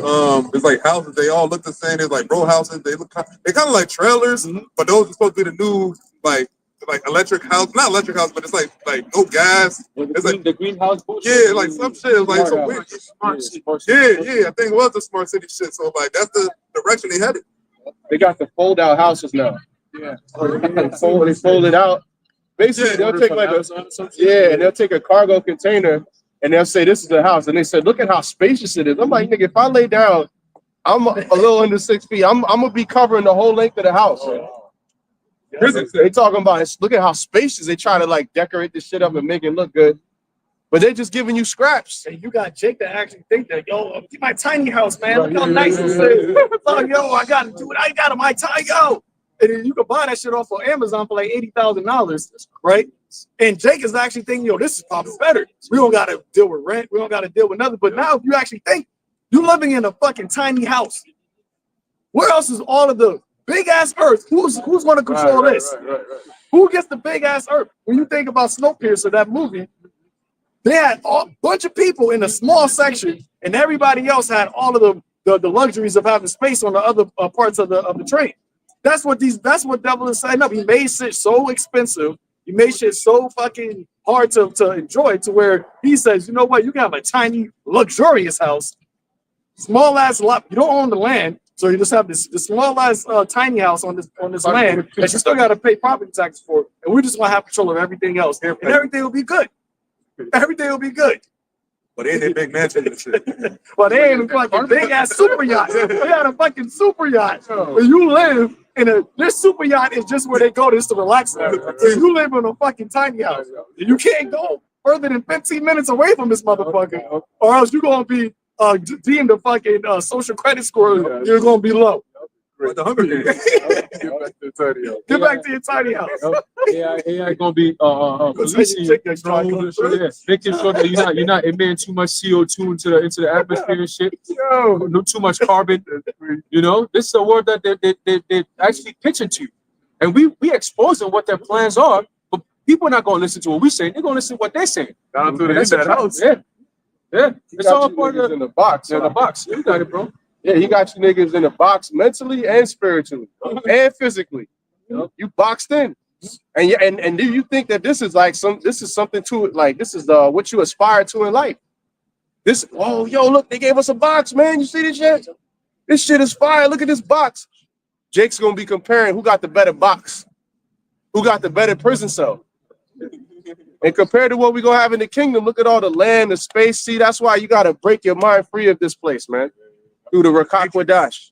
That's the freedom and the liberty in YAHAWASHI. Our minds have been liberated from the shackles of this current life and this flesh. But we can see beyond this. We can see the the acres and acres and thousands and thousands and thousands of, it's not gonna be able to, you're not even gonna be able to number how much space you got. You just gonna know, yo, it's out there, it's all that wilderness, man. I gotta explore it. And I'll check it out. I have my seeds check it out. There's a Rothschild, Lord Rothschild, he got interviewed, Jacob Rothschild, he got interviewed, and then the lady was asking him about his I guess it was like a palace or whatever they live in. And a villa, yeah. And then they asked him, she asked him, oh, so how much land is all out there? Like, cause it's like a small, like a big ass fucking house, and there's mad land around it. It's just empty space, mad green everywhere. So she was like, oh, how much? So he's like, it's about 3,500 acres of land. I'm like, 3,500 acres of land, 3,500 for what? All just because you want to sit in a place. And then I'm like, yo, Jake is paying like mad bread in New York City in a small little box for like $4,000, $5,000 a month. This chick, bro. It was an Edomite chick. Her house is 3x6. In her apartment is 3x6. What? Her sink is, you know, the top of a toilet. She basically turned the top of the toilet into a sink. So when you flush the toilet, the fucking the faucet brings out the water from there, and that's where she brushes the teeth at. Bro, all she got is a toilet and a shower. And the shower, she got, I think, sit like this to wash because she can't stand up all the way. $2,000 a month she pays. Oh, in New York City, that's how people are living right now. What? You couldn't give me a house in New York City for free and I'm gonna live there. Fuck that place, man. No, I'm serious, bro. Like, I hate the city, man. I hate the city. Man. And then you got $2,000 for that shit? That's the Agora. Yeah. Nah, bro. That's how kind of like. But that's what they want to do, though. They want to clear off all the land, all the stuff that you see going on, all these disasters that's going to be hitting various states. It's going to be the next thing is going to be, oh, we're going to jump in and fix it. Oh, we're going to jump in and fix it. And it's all going to be the same model, step by step by step. You know, you're going to have California, they're saying that they're going to do smart cities. Yep. It's going to be, you had smart LA. You had your own land. All right, we're going to take over now and we're going to fix it because you ain't got no insurance. You ain't going to recover from this shit. So we're going to come in and take over, and they're going to be building what? Apartment complexes. New smart apartment complexes where you're going to have a digital ID to function throughout these, to interact with this new system. Oh, you want to hop on a train, 15-minute city train? You got to have an ID because that 15-minute city is controlled by something known as geofencing. And within every geographic fencing that you're in, you're known by your digital ID. So guess what? If you venture out of that fence, you can't pick up on no signal. You know what I'm saying? Your phone is not going to work via Wi-Fi outside of your geofencing zone, man. These devils got some sinister shit going on that is not even funny. And Elon Musk, didn't he create that train system over in Vegas that can get you from Vegas to LA? Yeah, underground. Yeah. And it's so coincidental now that LA is basically burnt up. So the only way that you're going to be able to get there is going to have to go through his little underground shit. Yep. It's a monopoly, man. So let's quote this last scripture. 2 Peter chapter 3, verse 10. It says, but the day of the Lord will come as a thief in the night, in the which the heavens shall pass away with a great noise, and the elements shall melt with fervent heat. The earth also and the works that are therein shall be burnt up. And that's because, look what this devil has set up, man. The earth is literally defiled. So the day that the Lord comes back, he's going to renovate the earth by fire. Just like how during the first flood, the scripture says that all substance was destroyed. The Lord is going to destroy all of Esau's substance. Everything that he built is going to be turned to ashes, man. You're not going to have any of the mechanisms that you have now in the kingdom of heaven, relics. You're not going to be talking about, oh, I need to go, go on the computer, go on the internet. The Lord's going to take down all these satellites. The phones ain't going to work. The rest of the materials you do have, the scripture says, you're going to beat all your plowshares into all of your swords into plowshares. The new revolution, industrial revolution, will be the kingdom. The fifth industrial revolution. That fifth is power. That's it.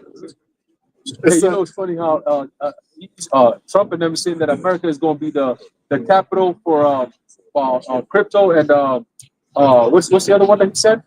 AI and crypto capital of the world, right? And it's interesting that they're doing that now because this is the place where the Lord is going to destroy. So if it's going to be the capital of the world, that means the Lord is going to take out the whole entire system by destroying this place. Yeah, The beast, yeah. You know, so America is pretty much like the image or the face, the front runner for this beast system, man. They want to be the ones to do it. The Lord may have America be the first one to actually mandate this to see it. It makes sense. It starts here where it's actually mandated as the new way of buying and selling. It would be most needed. Exactly. Yep. And it would be most needed by America because they got to buy from everybody else. And that will be the way that it can try to solidify its dominance in the world's commerce. If it's because they want to beat China into that system. As America goes, so does the world. Yep. You know? It says, seeing then that all these things shall be dissolved, what manner of persons are ye to be in all holy conversation and godliness?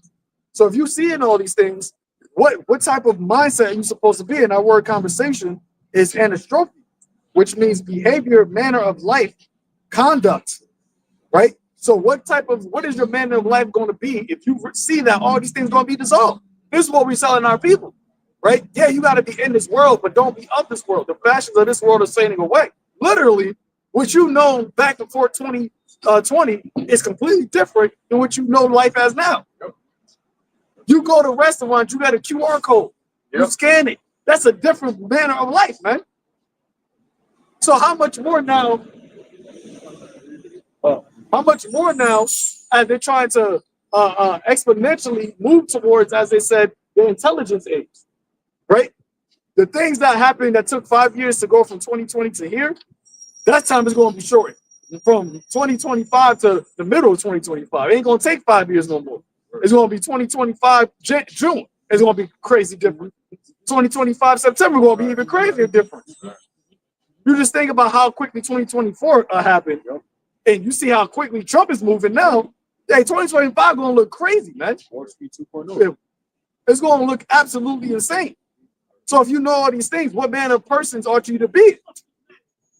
This is what we're telling our people, man. And you got these demons even more so riled up now. So you got to literally, the Lord, you need to be walking in a step with the Lord, man. You can't be swaying, lukewarm, right? You can't be teeter-tottering on the fence. Because at any moment, these spirits of vengeance, these demons are out here, man. Remember, YAHAWASHI, you posted the video of Trump saying that he wanted to make the visa biometric passport system. That was during his other presidency, other term, 2017. So now we almost 10 years later, and you don't think he's about to do that? You know, and that was plastered all over the internet, and it was over all different types of websites. And when you actually listen to what he said that this was something that was already legislation in Congress that they've been moving. But Congress, you said Congress haven't been doing anything. But under my administration, I'm actually going to bring it out. Because remember what Biden said in that interview years ago. You will preside over whether or not. So that was So that was years ago. So this is already in the legislations. We talk about during the Obama era where they had the CHIP in it. They talking about being able to track people's medical identification or medical records through a CHIP. That was during the Obama administration that was passed. The healthcare. Obamacare. So all these things is already in the system, man. It's already in the Congress. So when all they was waiting for was an actual time, as King Charles said, for 2020, the golden opportunity to seize the moment. To seize the moment. This was that time. That's why they're saying it's the Great Reset, and that didn't change. The reset it wasn't accomplished yet. The reset is happening right now. But man, it's gonna be short. But they talking about their goals is like 2026, 2027, 2028, 2030. They're not even talking that far ahead. They talking about what they want to do within these next few years. With the war and all the technology, like the currency shit. It says, looking forward and hastening until the coming of the day of the Most High, wherein the heavens being on fire shall be dissolved, and the elements shall melt with fervent heat. Nevertheless, we, all right, the elect, according to his promise, look for a new heavens and a new earth, wherein dwelleth righteousness. And that is what we're looking for, man. That is what we are out here giving our making our call and election sure for. Because we see what this devil is doing, and we see the type of society that he is bringing forth. And if it's not for the Lord to actually deliver us, then we will be swept into taking into that, man. There will be no flesh saved. Brothers don't even have children now, but there will be no future in actually existence, man. That's why Paul said it. In this life, we have hope that we're men most miserable. We are looking for YAHAWASHI to come and set up a righteous kingdom in order on the earth where we can actually live, actually have life, an abundant life, man. You know, so if any brother got anything else, yeah, now we about to so you know, with that, we'll close it out, giving all praises to Yahawah Bahashem Yahawashi Bahashem. So next time, Shalom. God bless you. Oh, hold on 1 second.